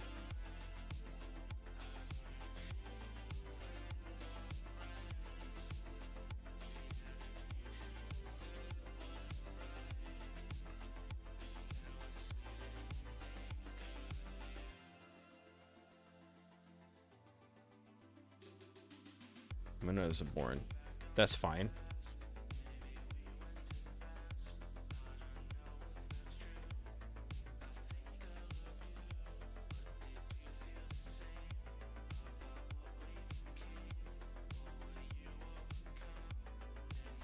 By the way, this thing is not under-resourced. Okay, it's a little under-resourced. It has 2 cores and 2 gigs of RAM, which I thought was fine for like a phone, but apparently it's not.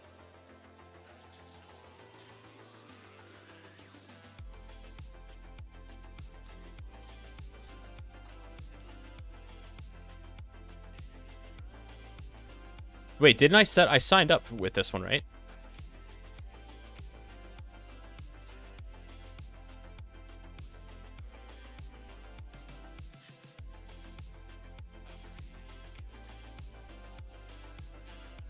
Well, let's see if it finds out.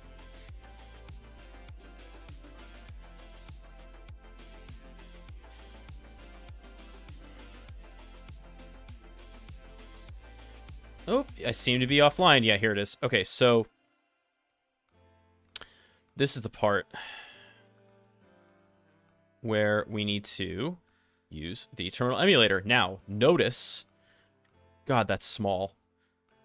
Can I make that any bigger? Preferences. Font size. Wonderful. Ah, that's so nice. Watch this. See, I have root on here. Now, sometimes that'll prevent apps from getting installed, but it also means...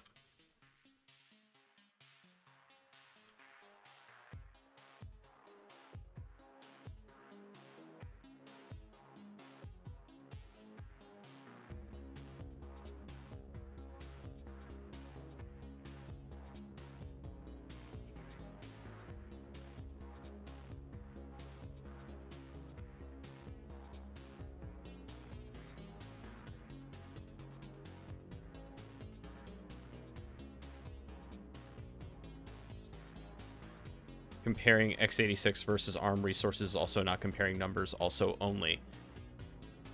That sentence kind of got away from me at the end there, Ruza, but I do understand that it's apples to oranges.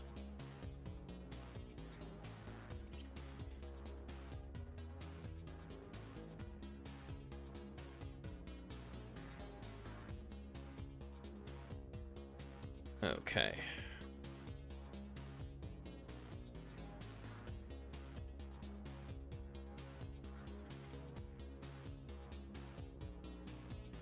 What was it? It was like, yeah, com.clue.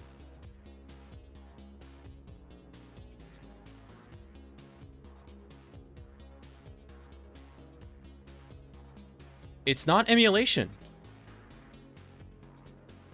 It's not emulation. This is Android compiled for x86.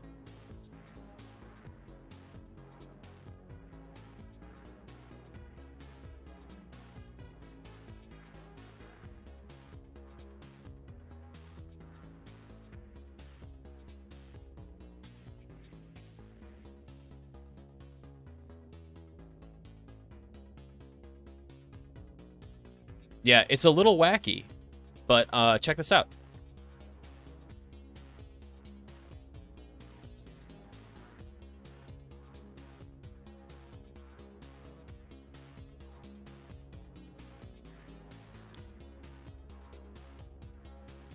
It's pretty cool.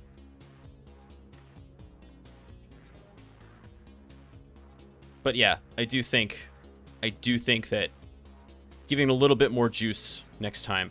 Okay, so it says that it's offline, and the reason is because Android, I always Android x86 proxy. There's like a very specific thing you need to do. So in Android x86, you set the proxy differently. It's not IP tables. None of this is right. Settings, there it is. Settings, put global HTTP proxy. But if we do like settings, settings, right? So if we do settings list, global, I think. Yeah. It's also pretty old. Wanna bet?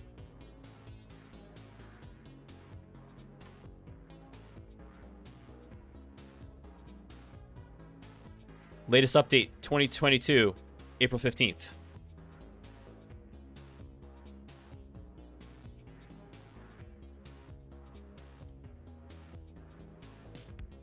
Oreo, latest version.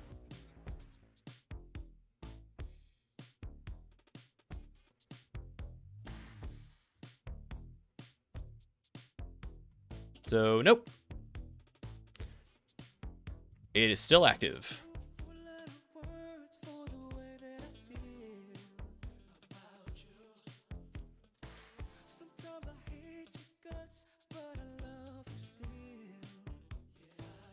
What do I want? I want news. Yeah. Looks like it had a bit of a dry spell, but no, it's still getting worked on.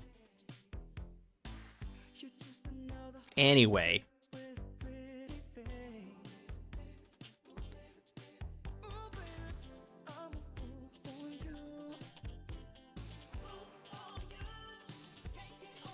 We want to unset this to get it to just work.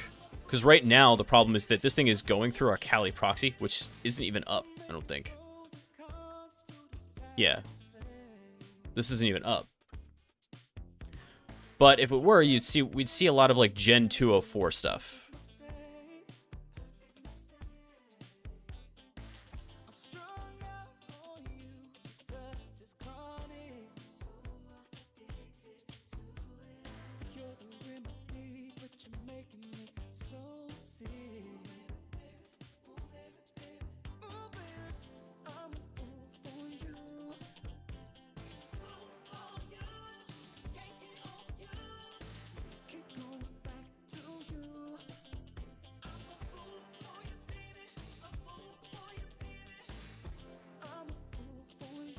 So if we do settings, delete global HTTP proxy.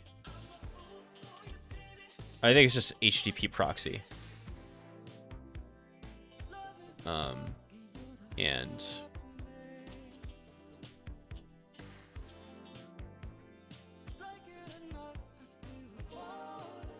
host import.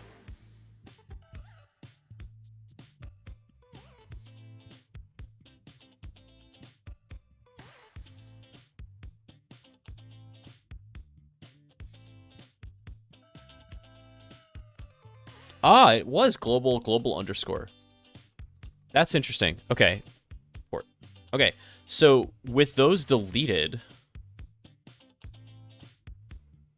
Clue should actually work.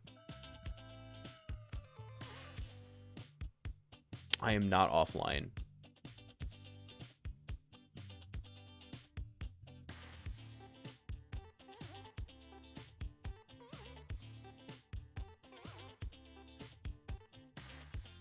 Whoa, it's still going through the proxy. Look at that.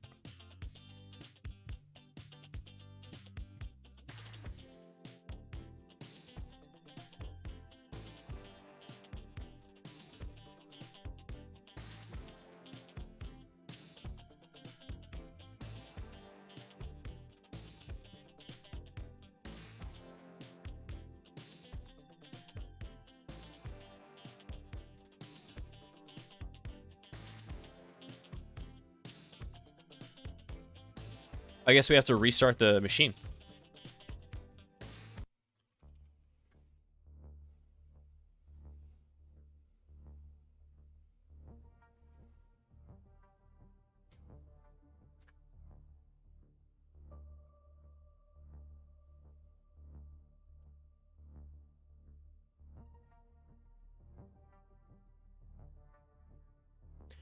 Okay, meanwhile, was there anything else worth checking out here? So let's go back to our resources and the Android manifest, just to learn what else this thing is doing.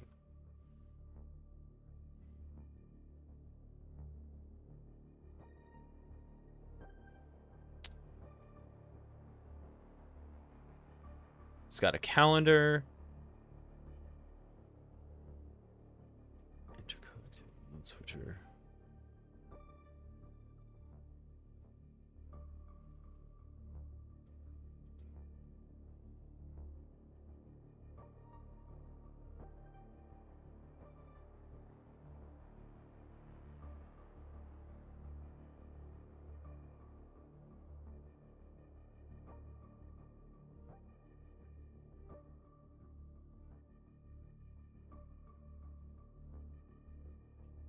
And again, your Firebase config,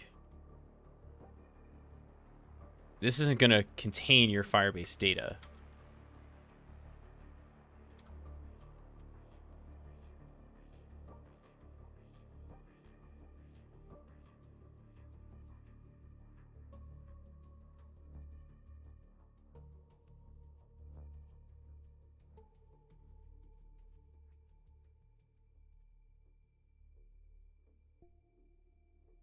Facebook, huh?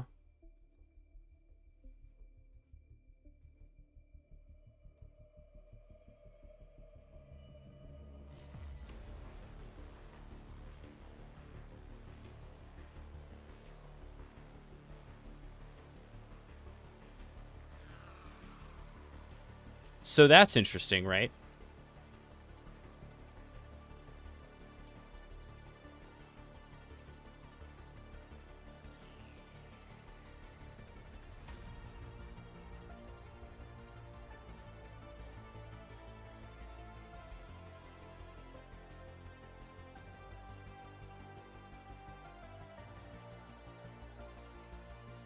So far, we haven't seen anything that talks about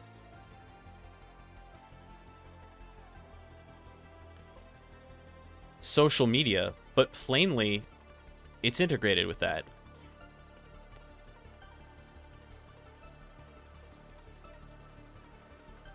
Oh boy, here we go again.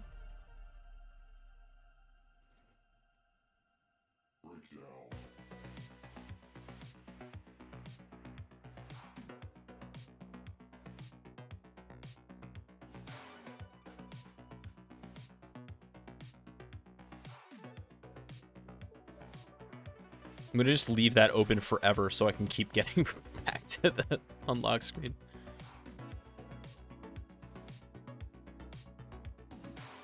Hey, it looks like we're online though.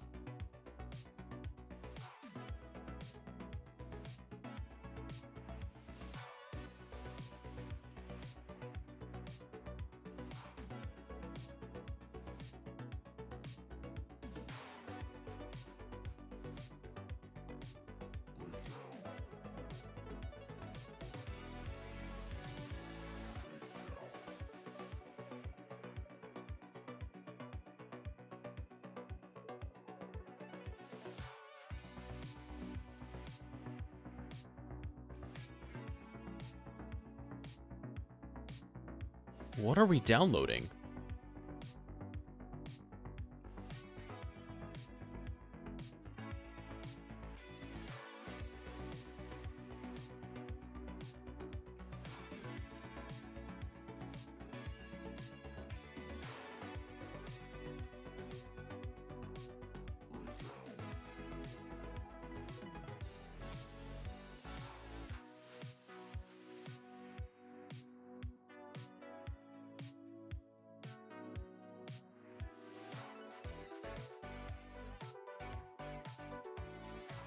Can we go to that?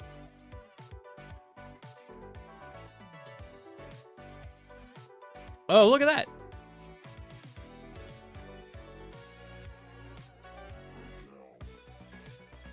com.clue.android.string. So these are pointers, right? Interesting, though, that we have all these definitions.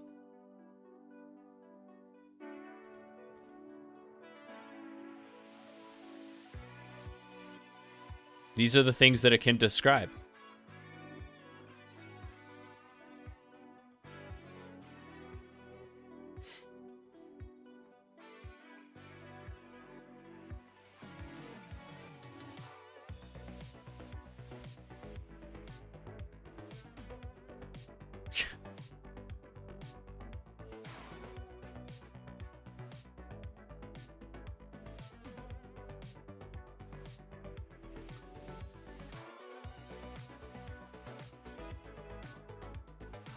Firebase database URL.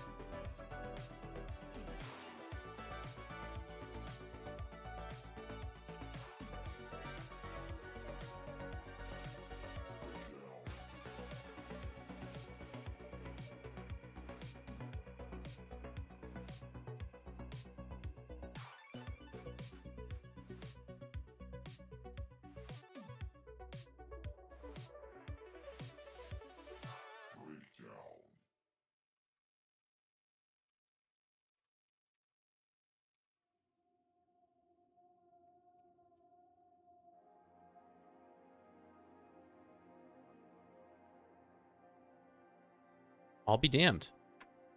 That did give us the URL. Look at that. Release.firebase. Thanks, strings.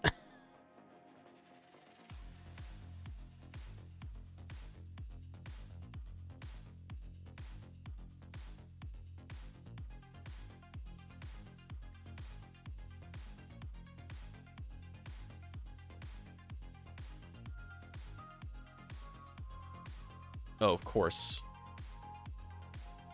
Our class function names were present in the code anyway. Look, if we go to like, this is weirdly written, but it's not actually obfuscated. If you go to com, look, here's biowink.clue, and then here's everything else, right? So if we go to like activity, right, here's your screen lock setup activity, like all the stuff is in here. Yeah.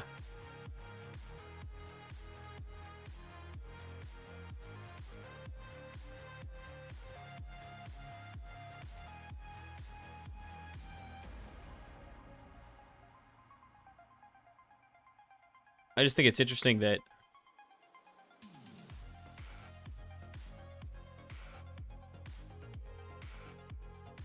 it didn't find it in this method, but it did find it here.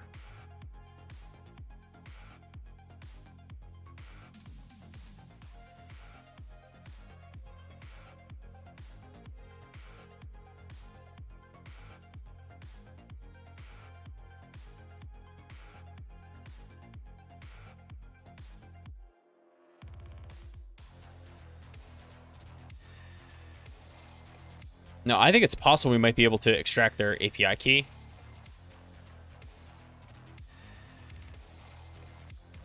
It's been a minute, but I think I still have a Firebase account.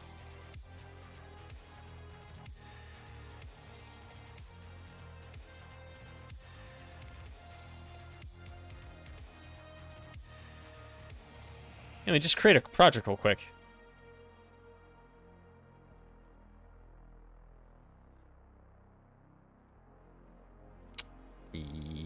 No, Google Analytics. Create project. What we're trying to do is get a pattern for API keys.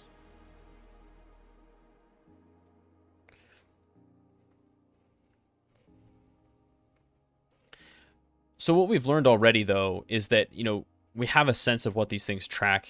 Now, I want... Firebase IO tells me that they're using Cloud Firestore, so that's what I want to set up. Create database. Start in production mode. Look at this. So if you start in production mode, your data is private by default, but if you start in test mode, your data is open by default. Presumably, since they called it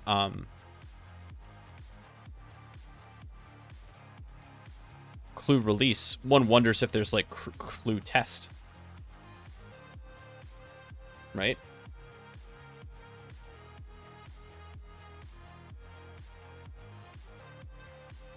And y'all can feel free to use this, because I'm gonna knock this off when we're done. Yeah, I mean, we can do different guesses as to what it is. Yes, these are the things that we can guess. Like I said, I'm gonna destroy this project once we're done. But the whole point is that I want that API key.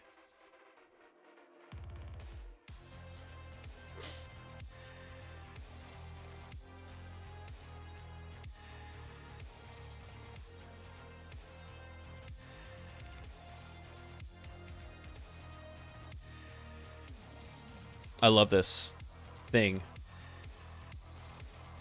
Prop. Boo.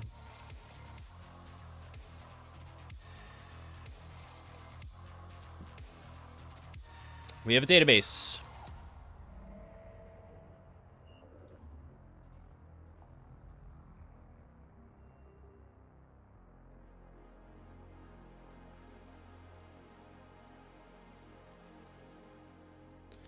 And so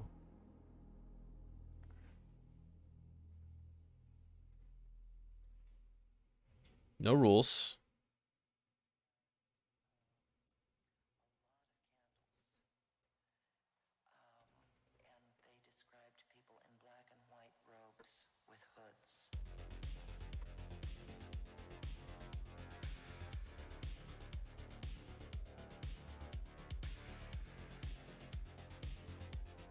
Goju Docs. I knew that there was a quick link to the documentation. I just couldn't find it. Firestore.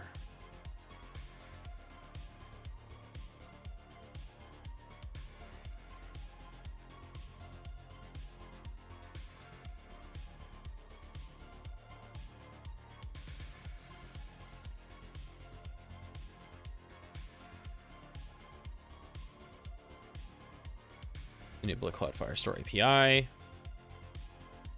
And how does one do that?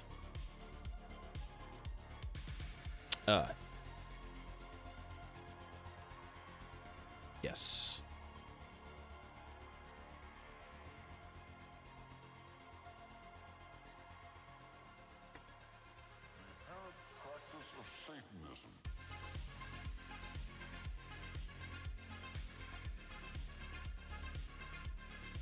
Set up authentication with a service account so you can access the API from your workstation. Oh, right. So that is how it's doing it there.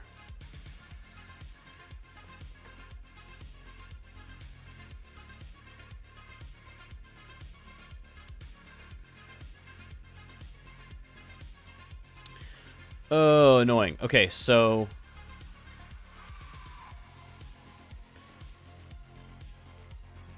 these things are long. Console.cloud.google.com.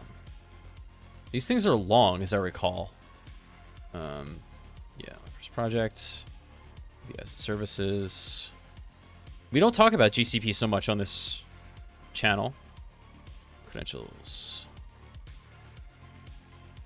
Service accounts.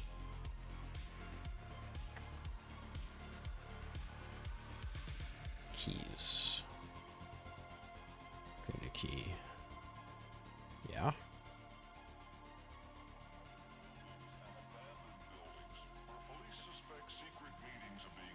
Like I said, we're going to knock this off.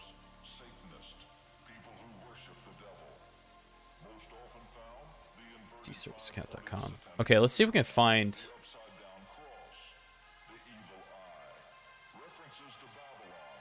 gserviceaccount.com in our strings.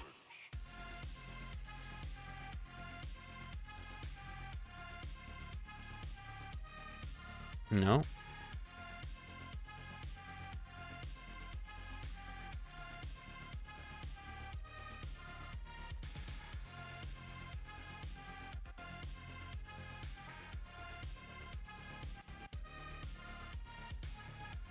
Let's just look for all 40 character strings.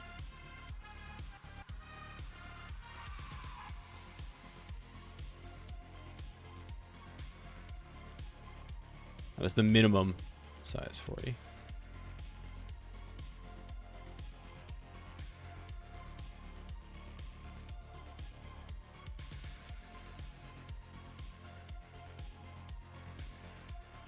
Regular expressions. Actually, it's hex, so it's going to be A through F, right? And A through F, 0 through 9.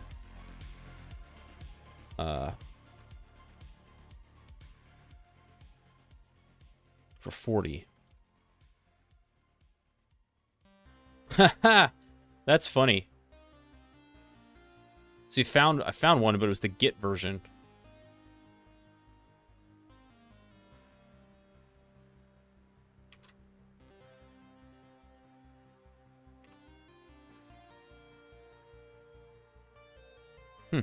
Okay. Nothing doing there then.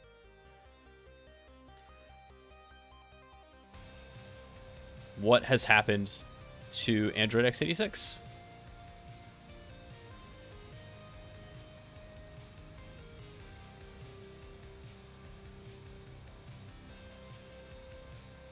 This is a new one.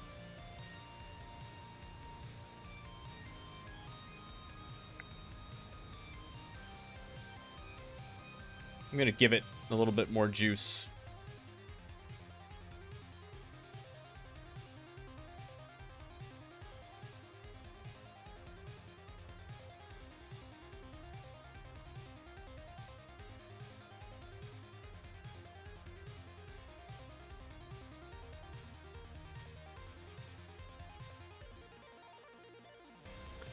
I'll be honest, the stream is not turning out the way that I wanted it. But we've learned a lot about the complications of mobile app testing, certainly.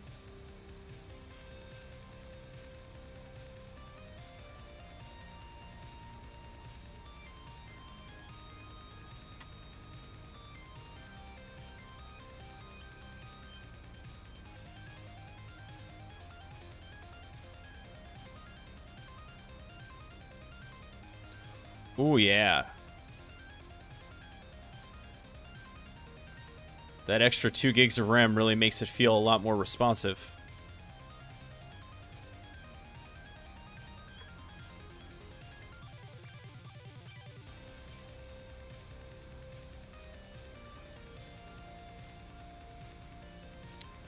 How's our VM doing?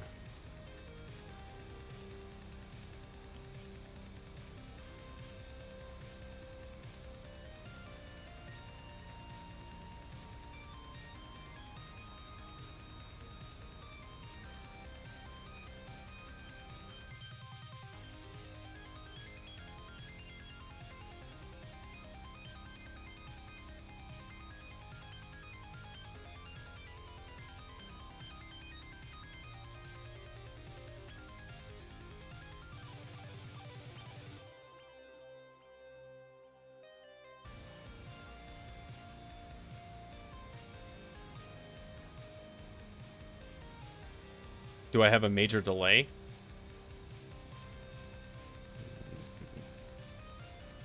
It would be impossible for me to know.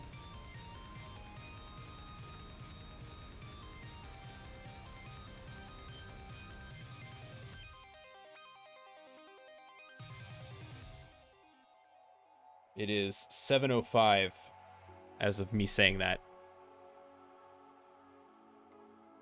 And 15 seconds. If you want to test that.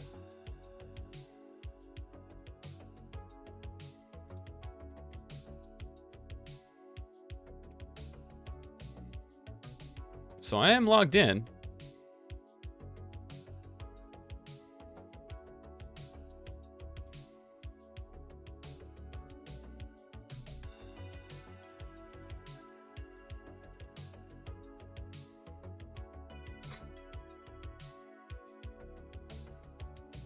Honestly, the dynamic part of this, without being able to proxy, isn't really going to do us a whole lot of good.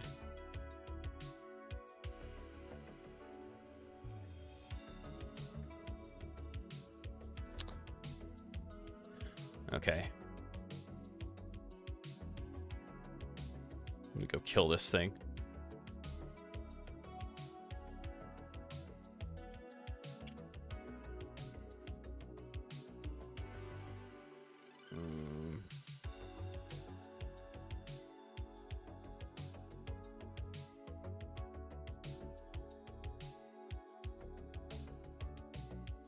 I have to delete it from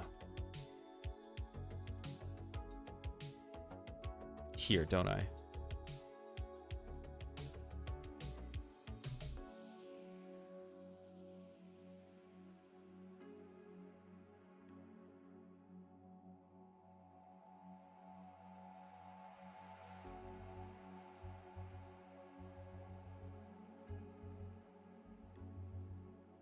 Yeah.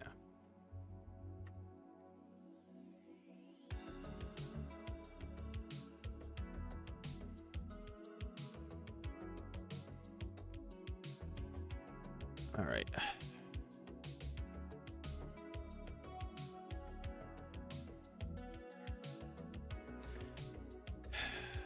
So, kind of striking out here. Without the ability to properly proxy stuff, the ability to capture data is a little bit limited. I was able to get, DNS data from the iOS device, but that basically just told us that the thing, Stardust, was using Firebase, and it looks like Firebase is pretty much what all these things use. Let's quickly take a look at the Flow app before we maybe call it a night. Because we saw...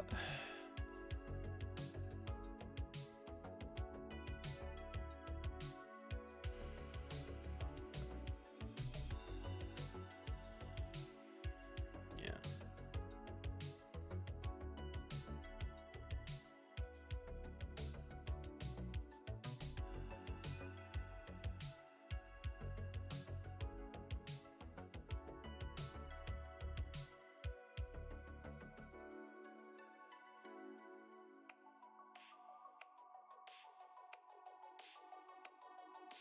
Interesting, there's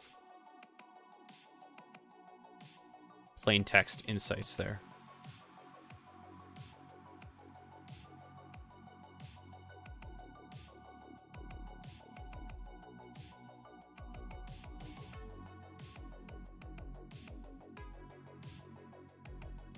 But yeah, okay, let's close this down.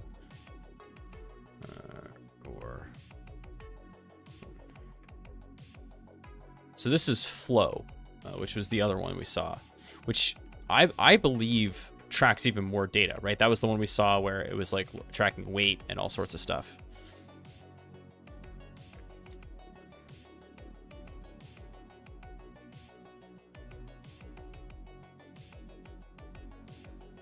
So again, Firebase. So that's 3 for 3 Firebase, right?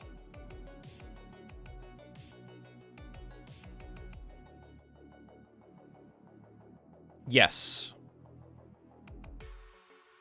You don't want to do calm. It depends on what it is, Sar. And the way that you learn where stuff is from the manifest, right? So basically here, there's like com.google.android. Looks like they don't have anything there though. Resources. Supplier config. Here we go. I like this one. So this one is a glorified web app, which means that we'll have more content here. That's interesting.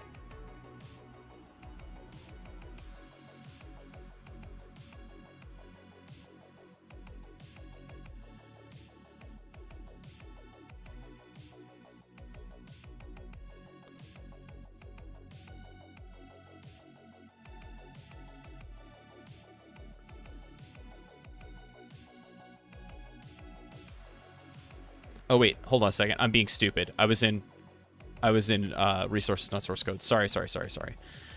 Com, and yeah. So yeah, you have like, who's Jake Wharton? Some Kotlin stuff.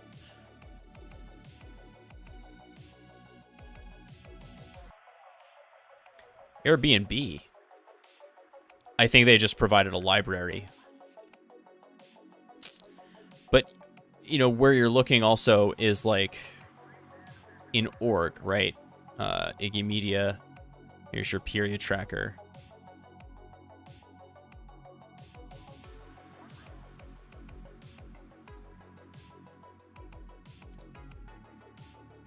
HTTP.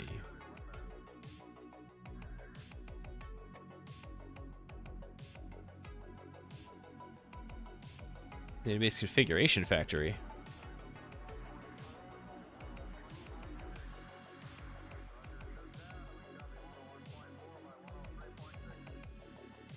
Cache.db.database.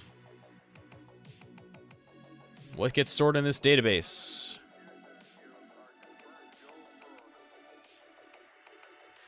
Data model data. So data. Go to declaration.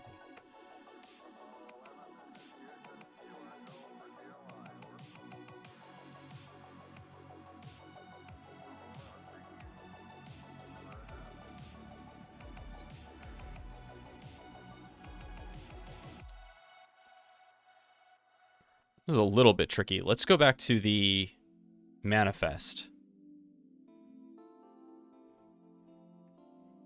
Let's see what we have here.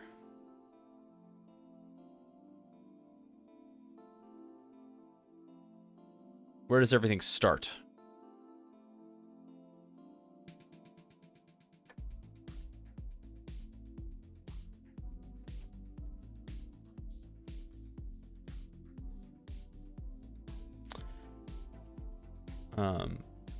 The action.main is period tracker activities initial activity.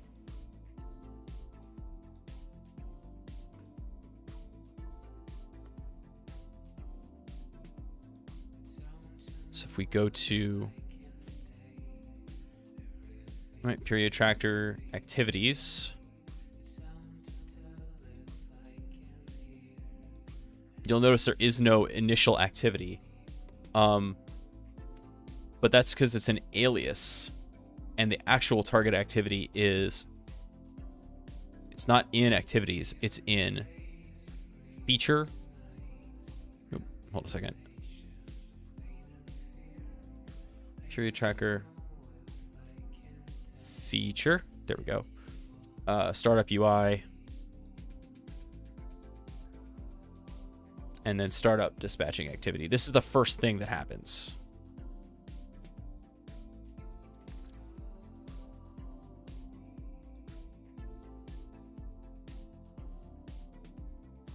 Interesting that it's counting your steps.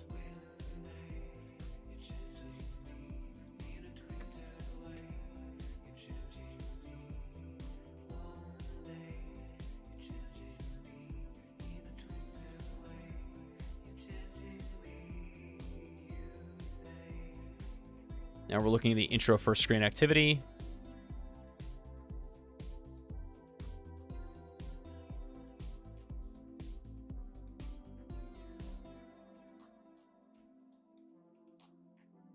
First goal. Now we can start to see the app actually working.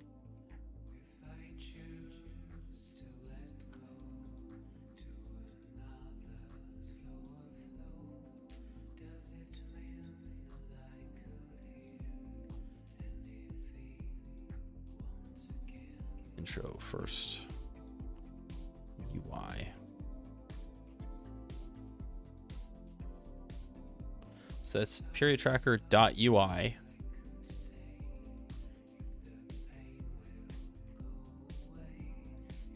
And it's intro. Right? But what else does it have? There's model. And here's the data model, which is kind of what I want to see.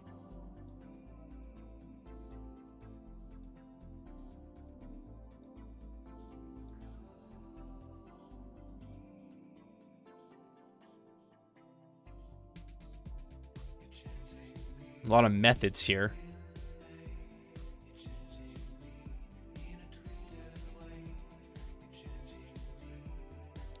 I'm basically looking for a set of properties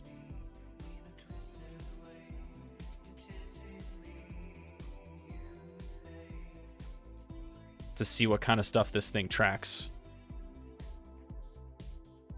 This is the math to, like, calculate your cycle. It's all in here.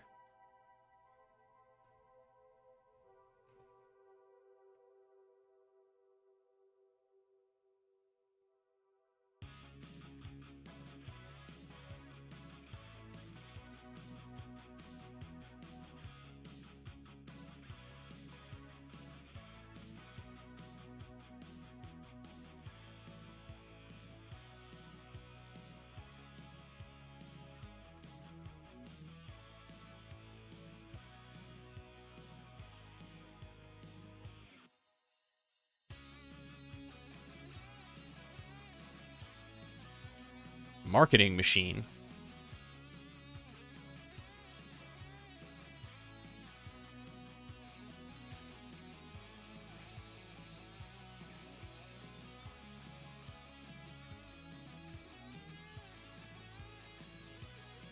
Okay, now we're just kind of poking around.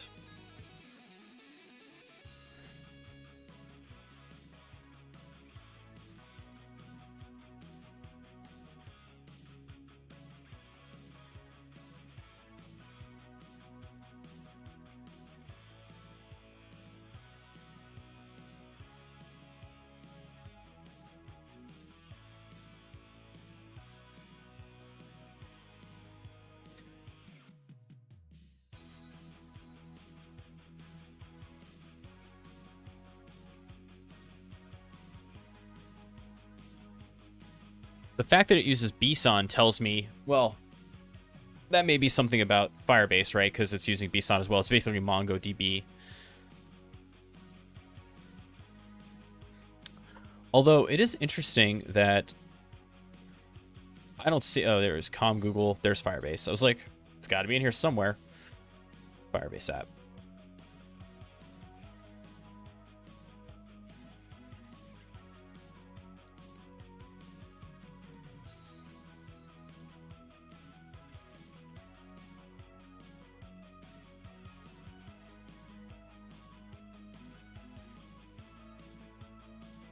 Let's see where Firebase.initialize app context is done.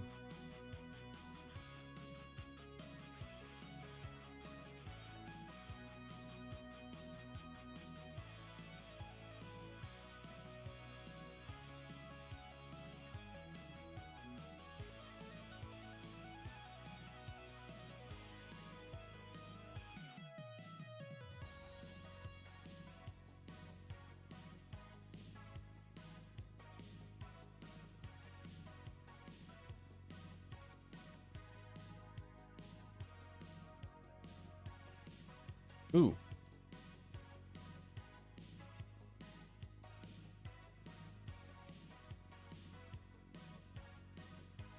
Get context.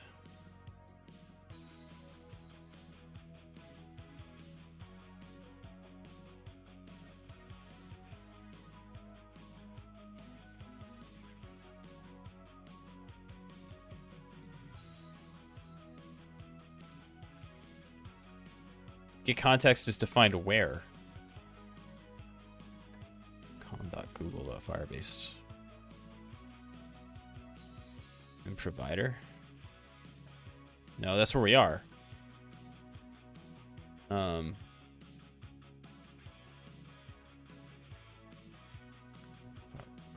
It's gotta be a Firebase app.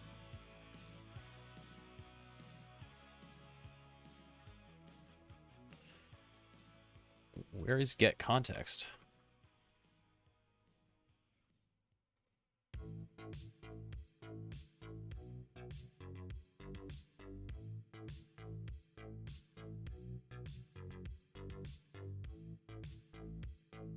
Oh, that's just a thing, isn't it? In Java. Where did you say the macOS are available to download from? Get your fingers on the IPA. So the way that the IPA works, and let me just check to see how our... I think we have a bootable Mac system finally. So the way that you get IPAs is you get them from the App Store, but you have to do it with the Apple configurator.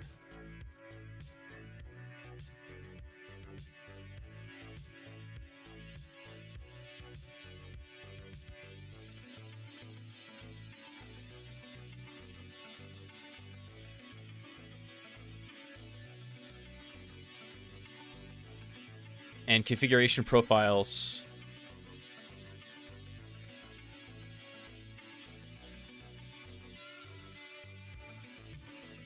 I don't have any Apple devices at home. Yeah, I feel ya.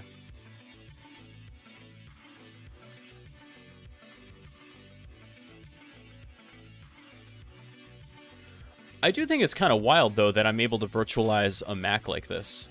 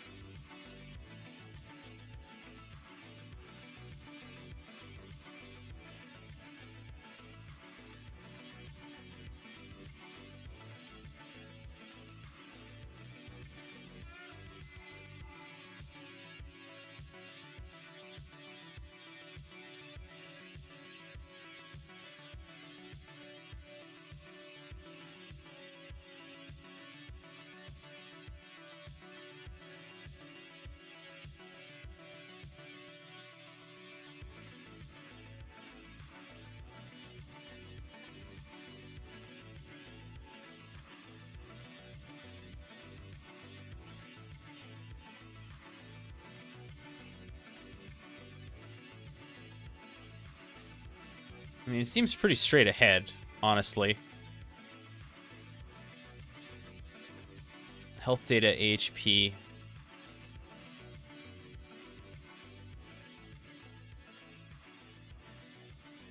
I mean, the only thing here that seems a little bit, you know, dodgy is that you are definitely going to be sharing your data with, like, Google Fit.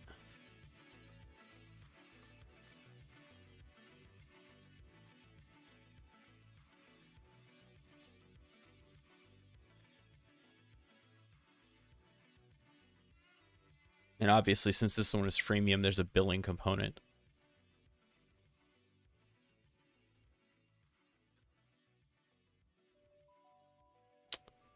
Hey, Tonic. Yeah, it's pretty wild. But it does work.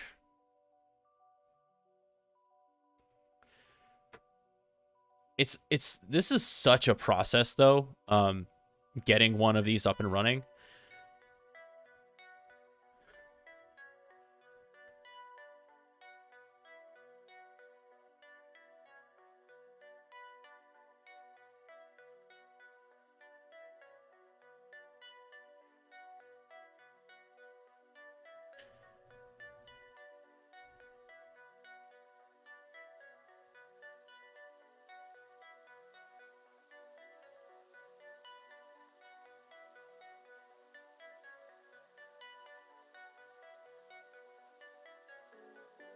I'd rather not watch this progress bar. I'm going to move this over here so we can keep watching it. And then, I don't know, friends, what else do you think we can do here?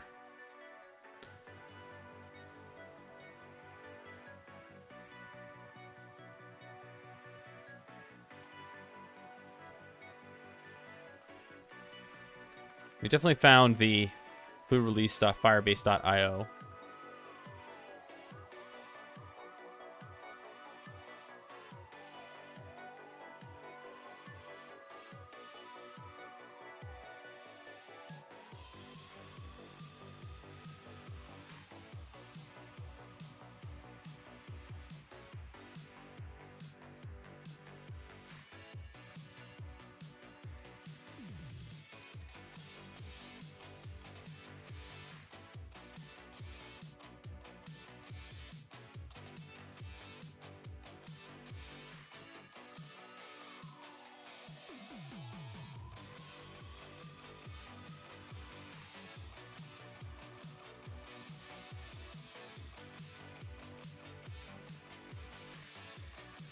Hello, clue.com. I guess we could do a little domain enumeration. Hey, really, gang. So tonight we are taking a look at different period trackers and how they work. And so we were doing a little bit of mobile app analysis.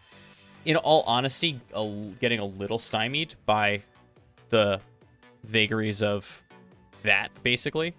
Hey, look, we've got a working macOS machine, sort of.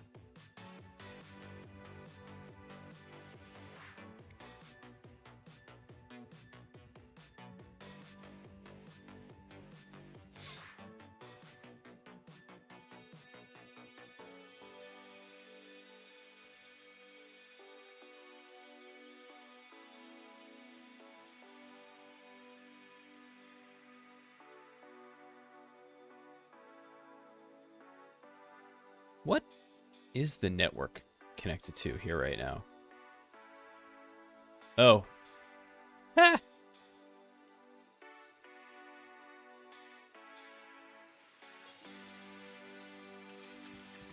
Is that Mac my bot? It's not a bot, it's a VM. And yes, it's mine. Don't need accessibility stuff.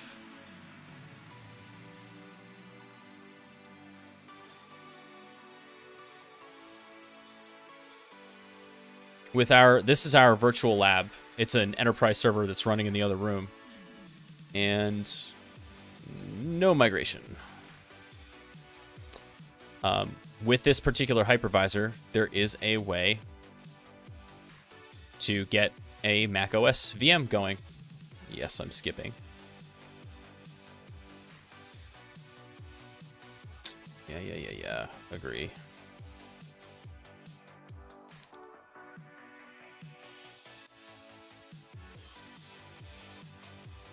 Yes, I've agreed. I've read and agreed to the... Alright, great. Fine.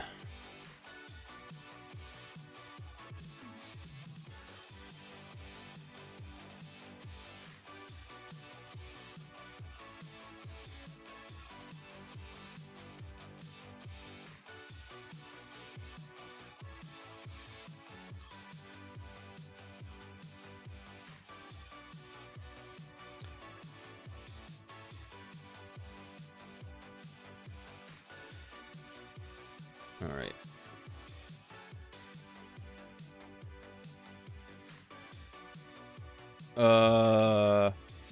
Fine. I don't feel like going through location settings right now.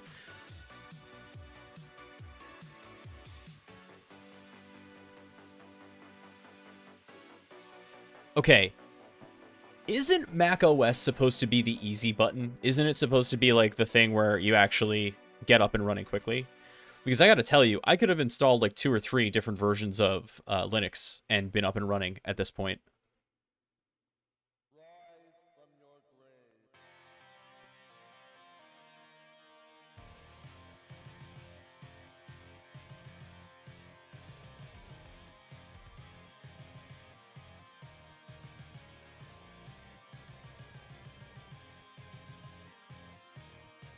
What did I say we were gonna do? Oh yeah, we're gonna do subdomain enumeration. So sublister is a cool tool for that, and we know that hello clue is the domain that we want to check out.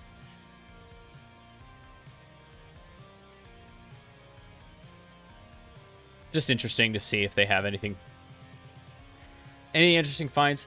We've basically learned that almost all of them use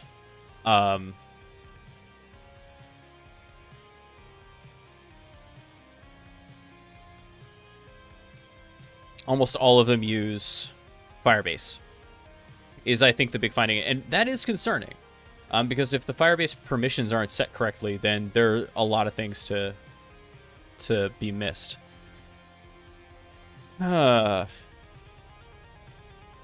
Sublister's not working for us. Let's do a sanity check.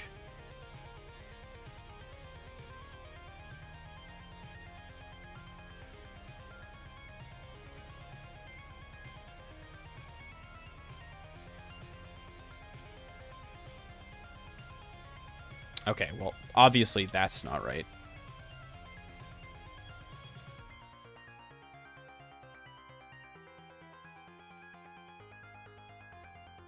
Did I enable insults in this Kali machine? I guess I did.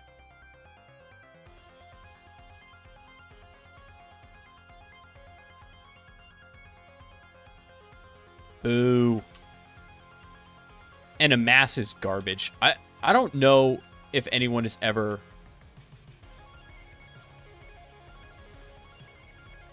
gotten amass to actually do its job. I think it's just a joke that OWASP has. It's like a practical joke that they've played on all of us.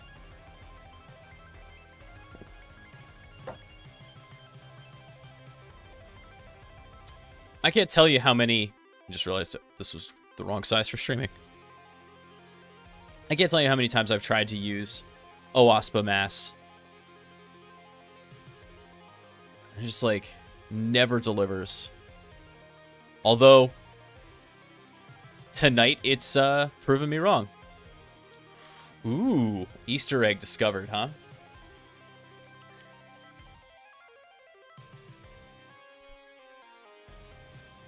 Learn.taggertech.com. What's that about?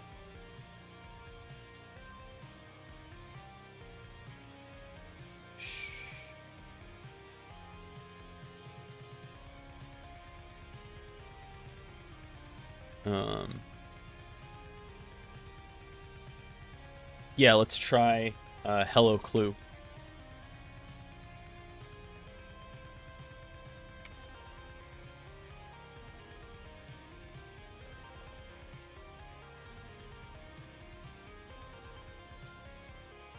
Dark mode.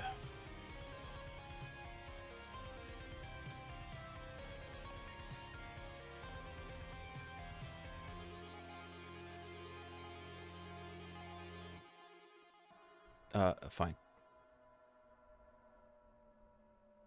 Press the key immediately to the right of the shift key.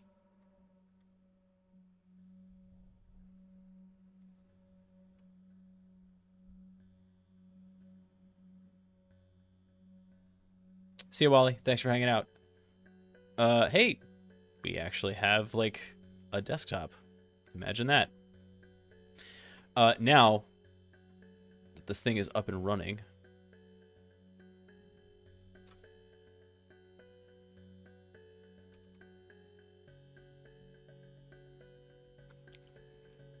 first thing I want to do is set up screen sharing.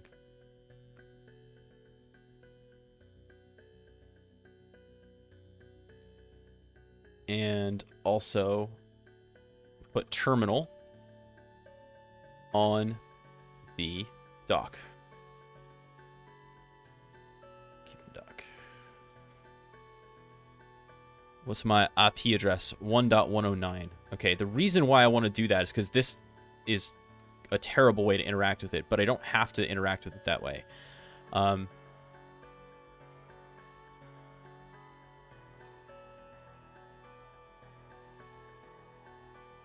Should be able to hit it with my remote desktop jump box.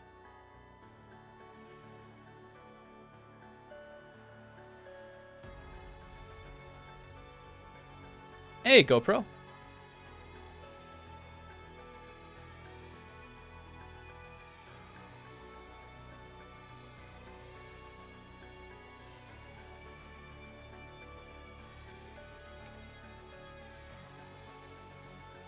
Make sure I'm online. I am not. Let's turn the Wi-Fi off and turn it back on.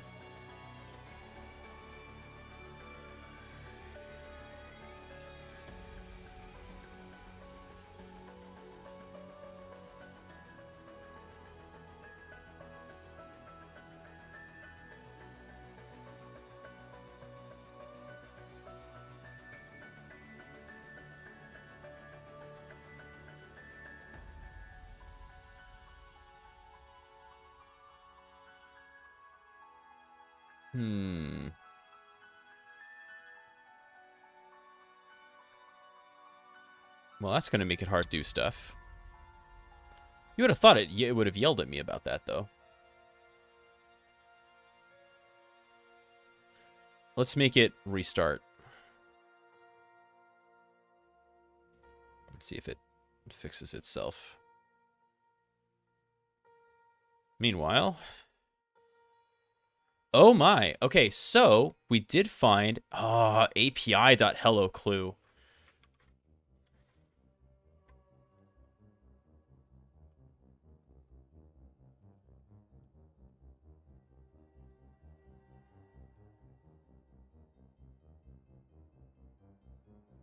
There's support admin, staging, gateway, CI. Now this is recon. We are not authorized to pen test them, right? So we have to do passive recon basically. I am curious about API.HelloClue. So we're gonna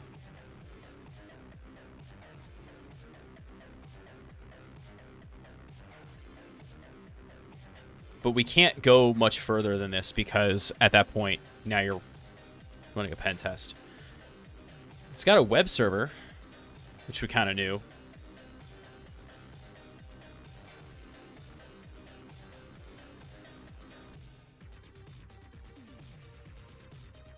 I mean, we can visit it.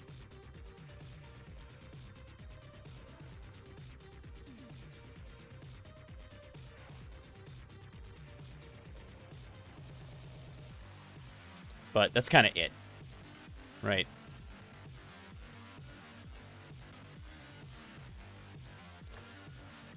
Support admin. That's so funny.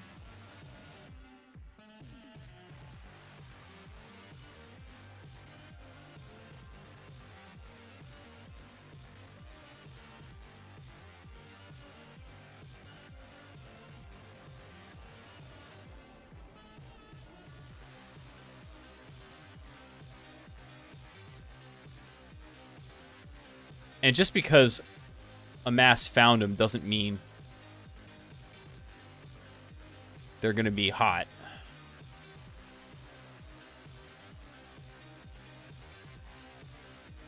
Office.HelloClue. Presumably it's O365. We'll run a mass for Stardust app too.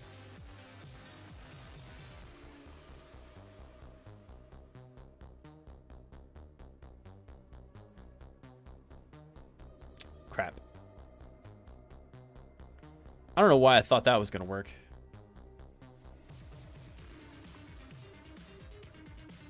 The one frustrating thing with the macOS VM is that when you start it up, the VNC console will fail on reboots. The mouse will stop registering. I don't know why. It just does.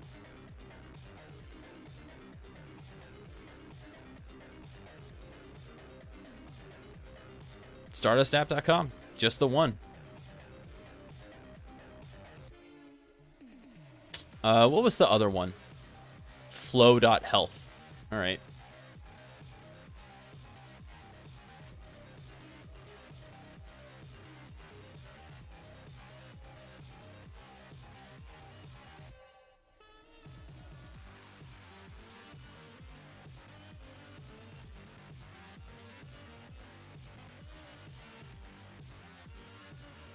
God, how many trackers are on this thing? Not as many as I thought.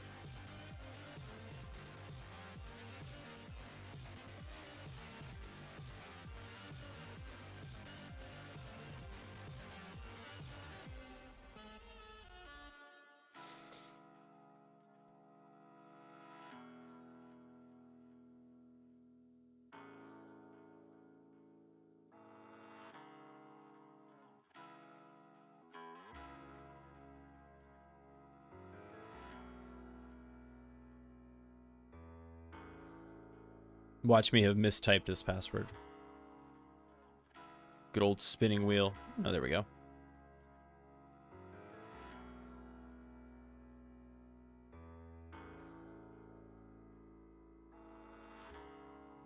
Did anybody look into the Easter egg?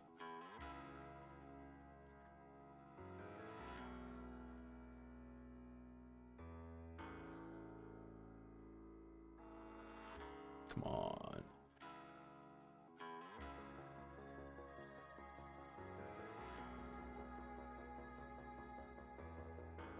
There we go. All right, now we're connected to the interwebs. So, at this point, what would you do? Unfortunately, because this thing still isn't Monterey, I can't get the newest version of Xcode.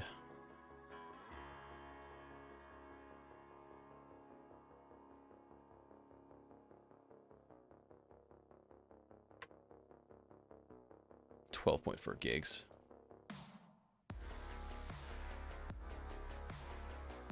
So, what I think I'll do is I'm going to kick this off.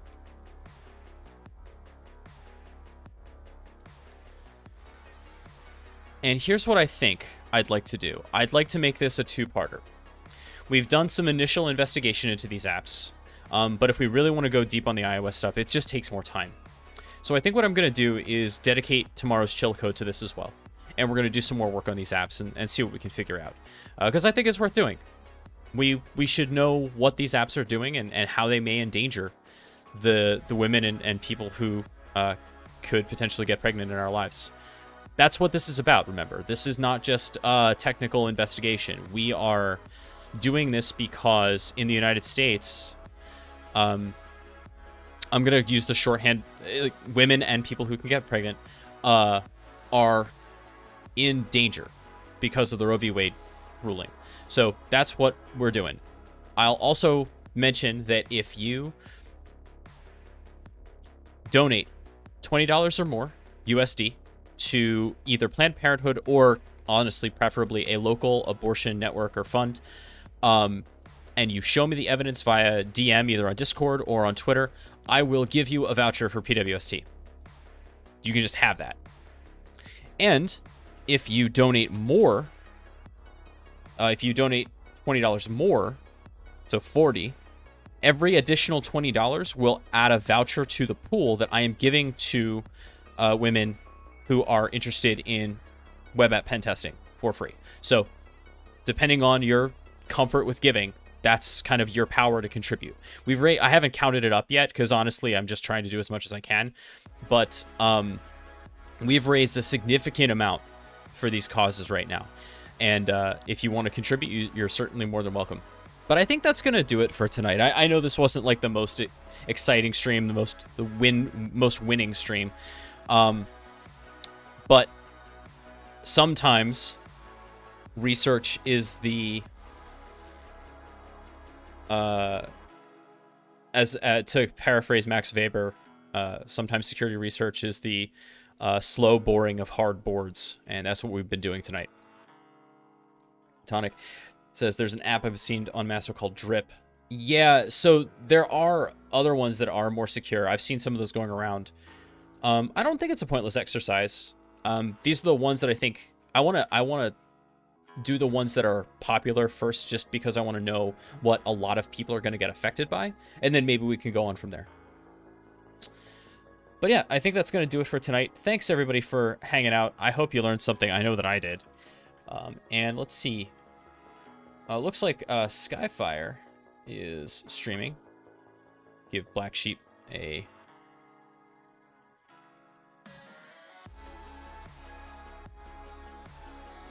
If you don't know about the hack list, go check them out. We are Legion, we InfoSec streamers. But yeah, right now we're going to raid Skyfire. Until next time, friends, please be good to yourselves, be good to each other, and happy hacking. We'll see ya.